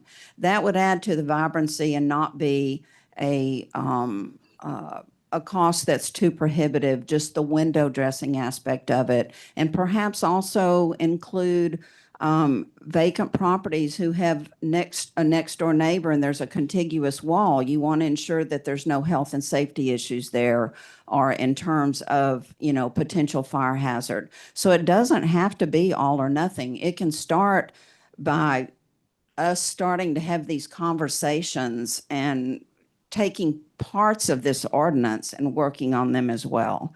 So again, this can be anything we want, but we need to get together and agree and work on it together. So that to me is our long-term objective with this project. Thank you. As sponsors of this item, it sounds to me like you guys are willing to move forward and have more and more discussion, and I assume through the town hall format that seems to be gaining some popularity, and one-on-one conversations with building owners. I mean, certainly I'm volunteering you to do this, but I mean, we can't have more than 2 people in a town hall anyway, but it sounds to me like y'all are willing to hit the road or have people come in and answer any and all questions so that you can explain and educate the purpose. It seems to be like and I understand the property rights issue very well. Nobody wants to be told what to do with their property. The bigger picture is how do we revitalize downtown? And we need some tools to get there. So I think I'm hearing that y'all are willing to have more discussion and actually reach out and go one-on-one with the building owners to find out what it is their goals are and how we could help them, and maybe integrate the First Street and Main Street programs with education and availability of grants as we get ourselves immersed in those programs. That's correct. And Robert Andrade, our Economic Development Director, is currently in the process of applying for Smithville to be a First Street program, which is a step. The next step would be to become a Main Street property. And the Main Street program is something that we couldn't previously participate in because we didn't have a full-time Economic Development Director. But now we do. In about a year after we complete the First Street program, we'll be eligible to be a Main Street program partner, which offers business owners incentives in the forms of grants and other financial support to help with renovation costs and improve the overall quality of the properties. So there are other financial incentives available for this project as we go along that we didn't previously have. So those are some other things to consider. We're looking for a win-win, not a punishment here. This is a way for us to gather resources and ideas and come together with solutions that can drive forward the downtown revitalization, which I think all of us would benefit, including the current business owners that have both empty and occupied properties, because we're all better off if we can find ways to get everything up to speed and occupied. That's my opinion. Edward, could you come up a minute? Because I heard something a minute ago that did give me a little bit of concern. Let's talk about the electric, because the electric, if we're gonna bring all these businesses and we're gonna try to get them all online, how does the downtown electric stand? Yeah, we're good. I mean, yeah, we've got minimal lines up there. We've got big wire. Everything's good. It's been built in to serve Main Street and everything. No issues. So one of the things they talked about, if we're going to make it to where everything, the parking would have to be in back, that would mean the electric would have to go underground. Am I correct? Yes, sir. And that's a millions of dollar project? Sir. Okay, that was one thing I wanted to know. I agree. We need to, thank you, Bob. One thing, I agree with all the town halls, but, and y'all should spearhead them, but we need to have 3 or 4. So if y'all can't be there, we need to fill council in. I think over the next 2 months, we need to have several town halls and we need to reach out to every business owner. And there were several emails that I got. I'll just go with 2, is one from Miss In-House, and then she is a property owner of the Rio, and she had a lot of concerns. I would like to get that kind of read. I don't want to read it. I would just like to have it put in the record. Can we do that? Can you just take what she sent me and put it in the minutes that this was an email that was sent to council? Or do I have to read it? Don't put specific, I mean, I've put statements from Okay. council, but I've never put comments Well, in there, like just brief. okay, well, she talks about how she has been working on the Rio house and doing things, and that she had not been even talked to before this. You can see how much she has improved the Rio. She also lists that she might want to buy another property downtown and other things. And also, Sheila Tamble sent me a big, long email that had to do with properties that are for sale and how those properties for sale, as long as they're for sale, are we going to start, having them implement about bringing them up to code? Or are we going to wait to see if they'll sell within a reasonable period? I think that's something that needs to be addressed. So I think for the first one with Rio, that is a great example of someone that purchased a building that was not in a good condition, that had been abandoned, had not been taken care of, and now you have someone that is working to improve it. So why in the world would we ever think about penalizing them? And that is kind of the spirit of the ordinance. Like, that's not the desire, much like the 300 Main Street. The desire isn't to penalize people that are working forward. Are they going to have to register? Are they going to have to put forward a plan of what their goals are and what they're going to achieve and the things that they're desiring before they can occupy it? Yes, that's what's in the ordinance. But to penalize them and say, you know what, your building's not in compliance, $1,000 fine, that's not what's happening here. But for the other properties that Ms. Tamble represents, those will need to be considered. They're, as much as we love the building, there is one building in particular that is very dangerous and it needs to be evaluated and it needs to be made sure. And it's something that I've questioned many times, why we don't require sidewalk covers over the sidewalk in front of the Pines Hotel. Mm-hmm. But it is a building that has no interior structure. It is a brick facade. It's a beautiful building. We all hope it's going to be restored, but there needs to be some public safety elements that are implemented and put in place. Does that mean we need to fine them? No, but that does mean that we need to work with that property owner. And this is the leverage that we can do. And the courts can make that determination or recommendation of the Mr. Berrien of what the ideal recommendations are. And if it is structurally sound, then let's just require building covers. But anyone can get in that building right now. Animals are always in there, rodents, bugs, insects, and it's attracting a lot of nuisance to the downtown area. I know I went over there. I mean, it was full of trash. It was pretty ugly. They have cleaned up the whole inside and they have tried to secure every door and every opening. So I think it's a lot more secure than it was because I've been through it. Yeah. I had no idea there's still a bar in there, or there was over at Honey's.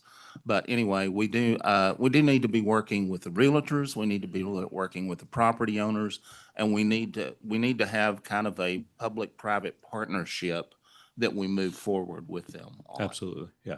This is not going No. to be, this is so we can start having the discussions and move things forward. For the record, I think all of us got those emails and 2 of the listings that Ms. Tample was referencing, she has 7 listings downtown. 2 of them, I think she said, were scheduled for demolition.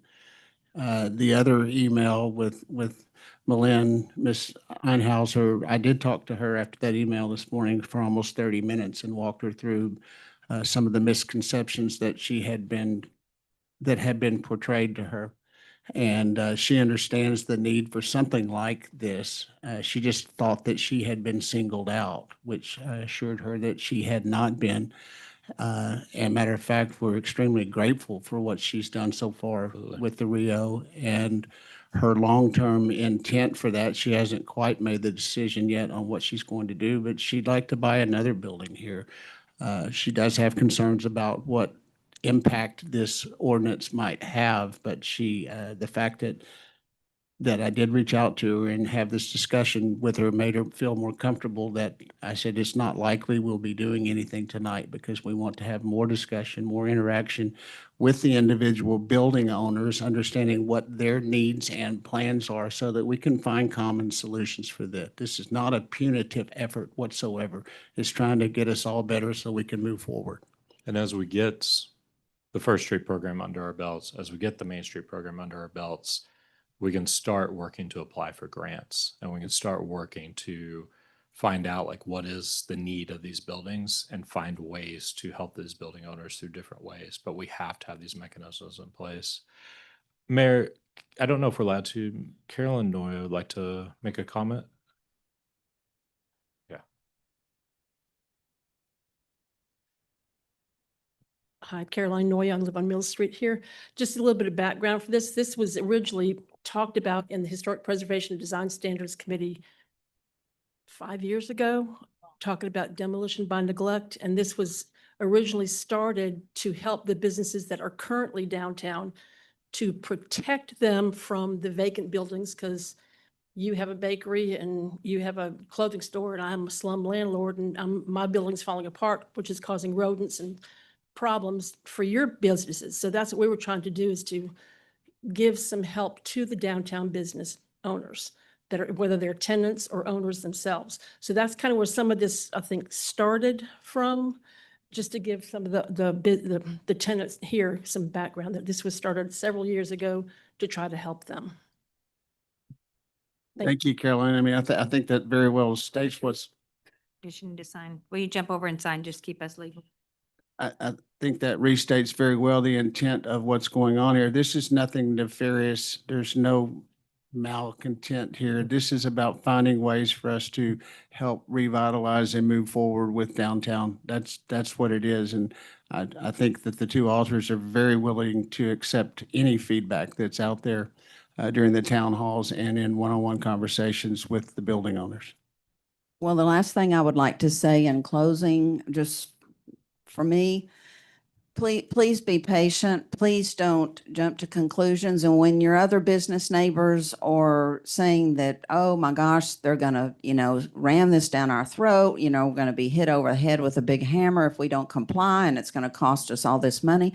That is not the case. Please carry a positive message out to the community that this is, you put something on the agenda and all of a sudden people are like, well, we haven't heard about this before, so there's no transparency. Well, you got to put it out there the first time somewhere. So why is it not? I mean, this is transparent. We want to do everything we can to make this a transparent process and engage the community. Everyone has a vested interest, especially you all and the business property owners. So we appreciate very much your input and hope that we can continue to have these productive conversations. Thank you. And I think, one second, if I can piggyback off that, I think that that is one of the big changes that you've seen with this particular council, is that you do have these discussions that come up. You do have these major ordinances that come up. And the reality is, prior to this council, there has been more, let's say, of a relaxed discussion technique. And we tend to be more compliant with the laws now, and we tend to be more compliant with adhering to quorum. And we're only allowed to talk to one other council member about this, about anything. And so we're working to make sure that we're staying legal, that we're not making backroom door deals. And this is what happens. We have to discuss it. We have to get feedback. We have to get understanding. And then this is one of the formats where we're allowed to, as a council, actually talk about it. So this is the first time that the three of them down there are actually seeing this outside. We the are pack. learning about it on the fly, but it's been a very interesting conversation. And certainly the feedback is well noted from those. And a couple of you are still shaking your heads at me right now. But we're listening to you. We're not committed to doing anything except talking to you. Well, Mayor, if I can, I'd like to make a comment.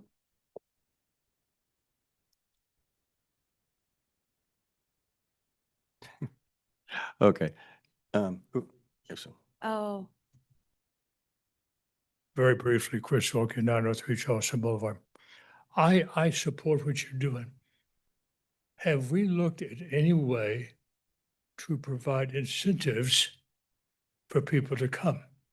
Now, I know we don't have a lot of money, but what can the city do realistically to incentivize me to bring my business here? Okay, I know we have an economic development person. I think he's wonderful. He may be working on that.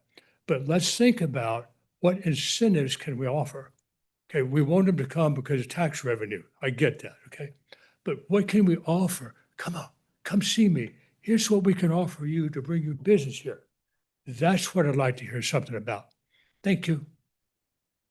Thank you. Thank you, Rick. Okay. Your turn. Thank you, Mayor. Just playing off of what the council's talking about with regard to the purpose of the ordinance, the transparency aspect. And I want the citizens to understand this as well. My original instructions were based off of a change in the law.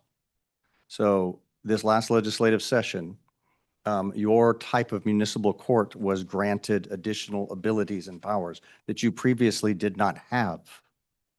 And so in order to trigger that, you have to adopt an ordinance that says municipal court, you can use these new powers. As you had mentioned, it's taking it out of the council's hands and out of the political realm and putting it into the court system. It's also much cheaper to do it with your own municipal court. And the focus was on the substandard buildings, the dangerous buildings, things of that nature. Those are the ones that the court has the most ability to fix and address things. The vacancy aspect was rolled into it, at focusing only on registration. Some of the concerns that have been expressed, understand the enforcement mechanism for both is the same. The fine is a $1 to $1,000 range that the judge would assess based on things going on, but you have to actually go through the process first. Whenever I have any of these kinds of ordinances, the primary objective is always compliance. Not penalty, not harm, nothing like that. It's just the city wants you to get compliant. For the vacancy, it's just the registration. Substandard buildings, they're given a chance to fix them. And if they don't, then the city can go through the demolition process. But as you had mentioned, this is nothing nefarious.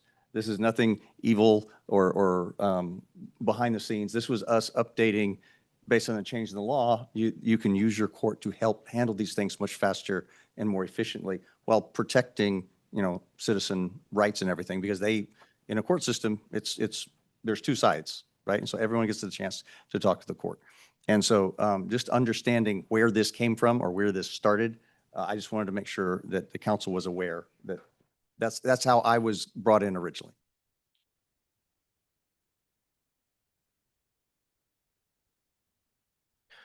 Mayor, I'll make a motion to table this discussion until the June meeting. It'll be great. I'll second, but would like to have discussion. Go ahead. I'm seconding. Yeah, you can't imagine that. I'd like to No, you talk some can't. more. No, so I seconded, Mayor, if I may continue with discussion. Right, it's tabled. So and you second can we it. go ahead and schedule at least one or two town halls? Yes. And that was going to be my question. Do you want me to go ahead and organize a town hall for this particular topic? I don't know if this is for you business owners out there.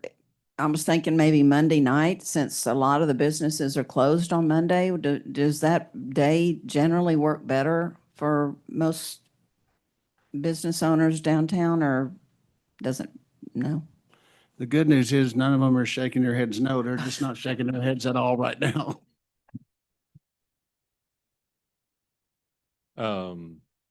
Maybe we should have one for business property owners and the other one for other residential properties throughout the city. Separate the discussions. So this is just an action item for the city manager. I don't think it requires a motion. Your motion was to table. So, And I seconded table. so one more question is, we'll go ahead and do this. I'm really glad we're having the town halls. I think that's great. And we can schedule one and then wait until you get the feedback from that one and schedule the other one in June. Because that way you have feedback and then you can, we need to reach out. I guess the city needs to, or we need to reach out to all of the property owners some way before we even schedule a meeting. So, and after we reach out, we can have a date that they would like so they can be here. And they can schedule one in May or in June. And that way we have a time frame Yeah. for everybody to get here. Jimmy, I think Jill had a current list of property owners at one time. Now, it may not be current, but we may have, I don't know if Robert has that or, If he doesn't, Somebody I'll might reach have. out to Jill and find it. I can do that. awesome. Okay, we're gonna move on. All right, we're moving on. Discussion and action on ordinance 2025-681 Code of Ethics, specifically the section on ethics policy standards of conduct 1.02054. Policy role of city officials and employees and sign of acknowledgement form. Take it away, Mitch. Thank you. This one was mine also, tied to the earlier discussion. The purpose of this item is to have public discussion and clarification of the council's role as it relates to our standards of conduct in the ordinance, specifically Section 1.02.054, Standards of Conduct, Item Q, Policy Role of City Officials and Employees. And I'm going to read this for the record. City officials must respect and adhere to the City of Smithville's governmental structure as outlined in the city's ordinances, policies, and procedures. In this structure, the city council determines the policies of the city with the advice, information, and analysis provided by the public, boards, commissions, committees, and employees of the city. Except as provided by ordinance, city officials will not interfere with the administrative functions of the city or the performance of the employees' official duties, nor will they impair employees' ability to implement city council policy decisions. Further, city officials will not intentionally obstruct or prevent the receiving of information requested by other city officials who have a definitive right to obtain the information in the performance of their duties. Now, what we have before us is a specific acknowledgement that we all have, that we acknowledge and understand this section of the policy, although we're supposed to sign on an annual basis an acknowledgement for the entire ethics policy. I don't know the status of that for each of us at this point. I know that I have signed it. I'm hoping that we can agree on a clear understanding that if we have concerns over city employee performance, we must go to the city manager or executive session of city council, not perform solo investigations in the name of our titles or positions as mayor or council. We owe the city employees a safe and comfortable work environment, not subject to persecution by the mayor or council. Look forward to my colleagues' comments. I like what you just said as far, and that's kind of what I was thinking was as far as one of the first things I was told is if I start talking to another employee other than the city manager, I start losing my legislative immunity. And I like the idea that we need to go to the city manager or we need to have a vote by the council to conduct an investigation if the city manager is non-compliant. I agree with all that. With that said, I don't see that written here. And I don't understand. In terms of the loss of legislative immunity? No, as far as the procedures we should be doing, I don't see that here. I have spoken to our legality here, our legal, Mr. Ryan. Our ethics is a scrambled mess. Is it what? A scrambled mess. And so I have spoken with Jeremy, who spoke with Ryan, and it needs to be rewritten. It has no flow. There's a lot of things that are unanswered. And I think that Mr. Thomas is a special on the ethics. And I would like to see him rewrite our ethics policy and bring it back to us because I feel like we all went through this. There were a lot of things said that I agreed the city manager will take care of it. We need to bring it to his attention. He is the governing body over our city of Smithville, is the city manager. And so at the end of the day, the ethics policy, there's a lot of things that need to be readdressed in it. And so I would like to see it go back to Mr. Thomas and be rewrote and come back to us to reread. Because from hearsay on the street, I think I'm gonna have another one. So we need to address the ethics policy, that it has flow and is not a scrambled mess. And then come back to each of us signing correct information on this, because there's a lot of misinformation out there. I'm supportive of that. I Okay. think that the intent of what you just said, Councilman Jameson, I like a lot. And And I what you agree. just said, I like a lot. I just don't see that written in this statement. And I don't either. So I would like to, I don't know, can we make a motion here to We have the just- ethics policy readdressed? I don't know how we have it. You have to give us direction, or do we even need to? I think we just Well, need to give, So technically, you don't need a motion, you Yeah. just instruct Jeremy to move forward. But if you're going to retain Mr. Gush for further aspects, you want to make sure you're not capping out the dollar amount. And so, you make a motion to, you can actually make a motion to have it looked at and rewritten the way this is posted, because you're talking about overall policy rules.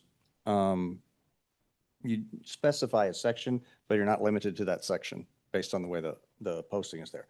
So if you want them to look at it, to rewrite it, that's a motion you can make here. May I ask a question before we go any farther? How about, because when you talked about that, I see a lot of money because he is specific to this.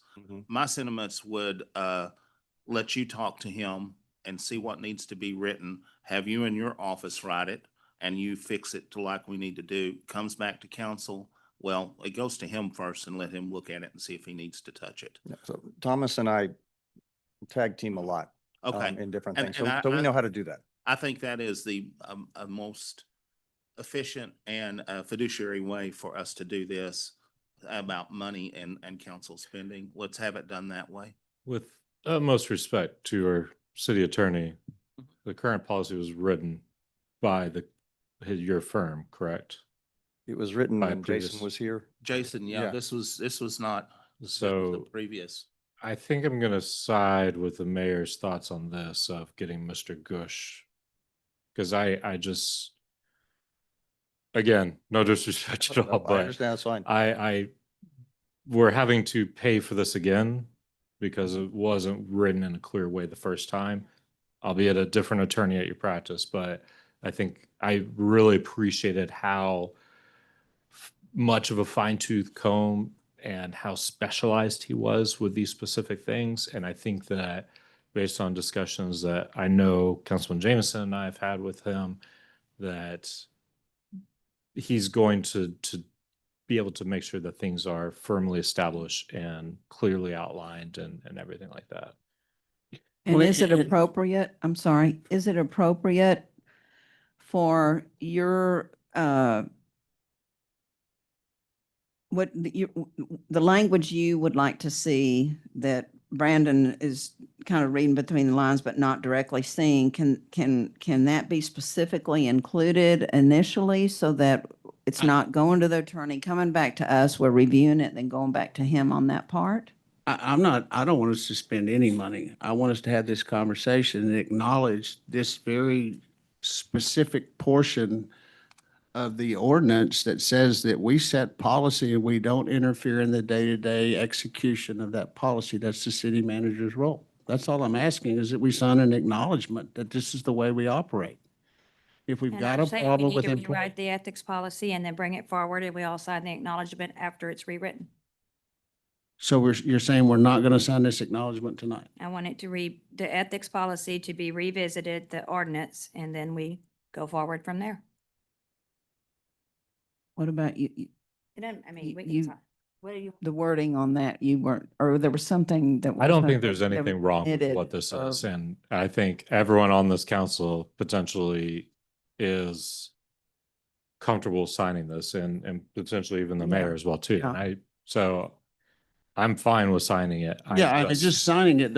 I wanted us to have the discussion in public so that we all sit here and nod at each other or wink or whatever we got to do. That says our job, our role is to set policy. And that's it. Jeremy's role is to execute that policy. If we've got a problem with the way any individual employee is performing, we don't take action. We go to the city manager, or we call it executive session, and say, I've got some concerns or questions or suspicions, but we do not take action ourselves. Yeah. We go to the established protocol, which is we go to the city manager, or we can call it executive session. That is true. The city manager is our person that we go to. Then we've got no problems here. We just sign it. We're all gonna sign it. And I then, will, Y'all want to move forward and rewrite the whole thing, then that's not what my agenda item was. well, let's do that and everybody sign it. If that makes him happy. Well, we have to put this on the agenda again to have we can Nope. make a motion on both right now. We're gonna make a motion to sign it and make a motion to revisit. Go ahead. Mayor. There. Go ahead. Mayor, I'll make a motion. I guess I'll make two motions. Mayor, I'll make a motion that all city officials and employees will sign this acknowledgement form as presented. Second. Motion been made and second. Dunham, Yes. Meeks. Yes. Jenkins. Yes. Washington. Yes. Jameson. Yes. All right, here we go. There are, Mayor. and I'll make another motion on the same line that we instruct the city manager to work with Mr. Gush to retool and rework the ethics policy or completely rewrite if needed to better establish ethics, policies, and procedures regarding how the council and city officials or city employees interact with each other according to Texas rule. I was going court, not. Texas something. That's good. Give me you know what he's trying to say, right? Yeah. State law. State law. Fill in the blanks today. Go ahead. Second somebody? Second. Dunham, Hicks. Yes. Yes. Washington, Yes. Dunham. Why are you turning so red, Mitch? I don't even know what you're doing down there. Brian, Okay, and now we go on to Cynthia. I said yes. Discussion and action on approval of financial report.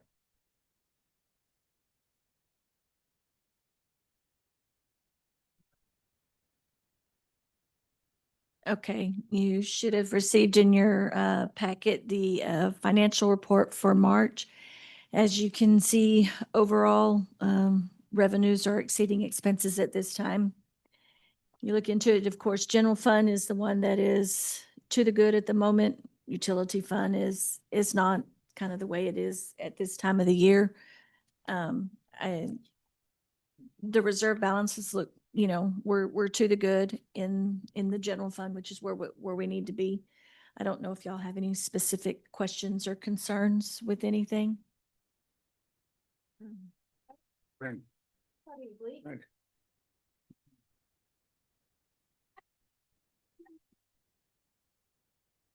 Read that wrong. Okay. Yeah. Anybody got any questions for Cynthia? Somebody give me a motion.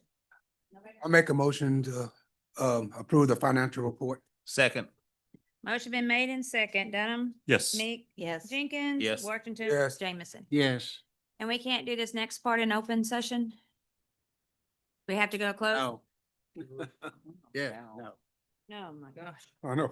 Here we go back to that closed door again. The city council will hold an executive session pursuant to the Open Meetings Act, Chapter 551, Government Code in accordance with the authority contained in Section 551-071, consultation with an attorney seeking advice on pending or contemplated litigation A matter in which the duty of the attorney did a government body under the Texas disciplinary rules of professional conduct of the State Bar of Texas clearly conflicts with chapter 551, page tractors. We'll be right back.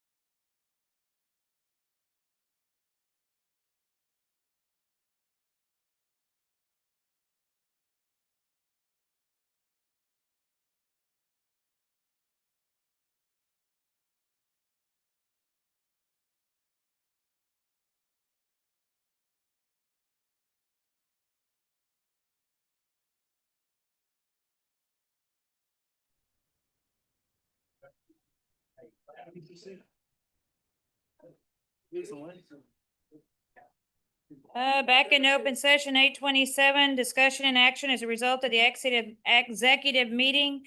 Proceed as a lawyer has recommended. Mayor, I'll make a motion that we proceed as the lawyer has Make me recommended. a motion. Second. Motion been made in second. Dunham? Yes. Meek? Yes. Jenkins? Yes. Washington? Yes. Jameson? Yes. We good? Mayor, I move we Meeting's adjourn. adjourned.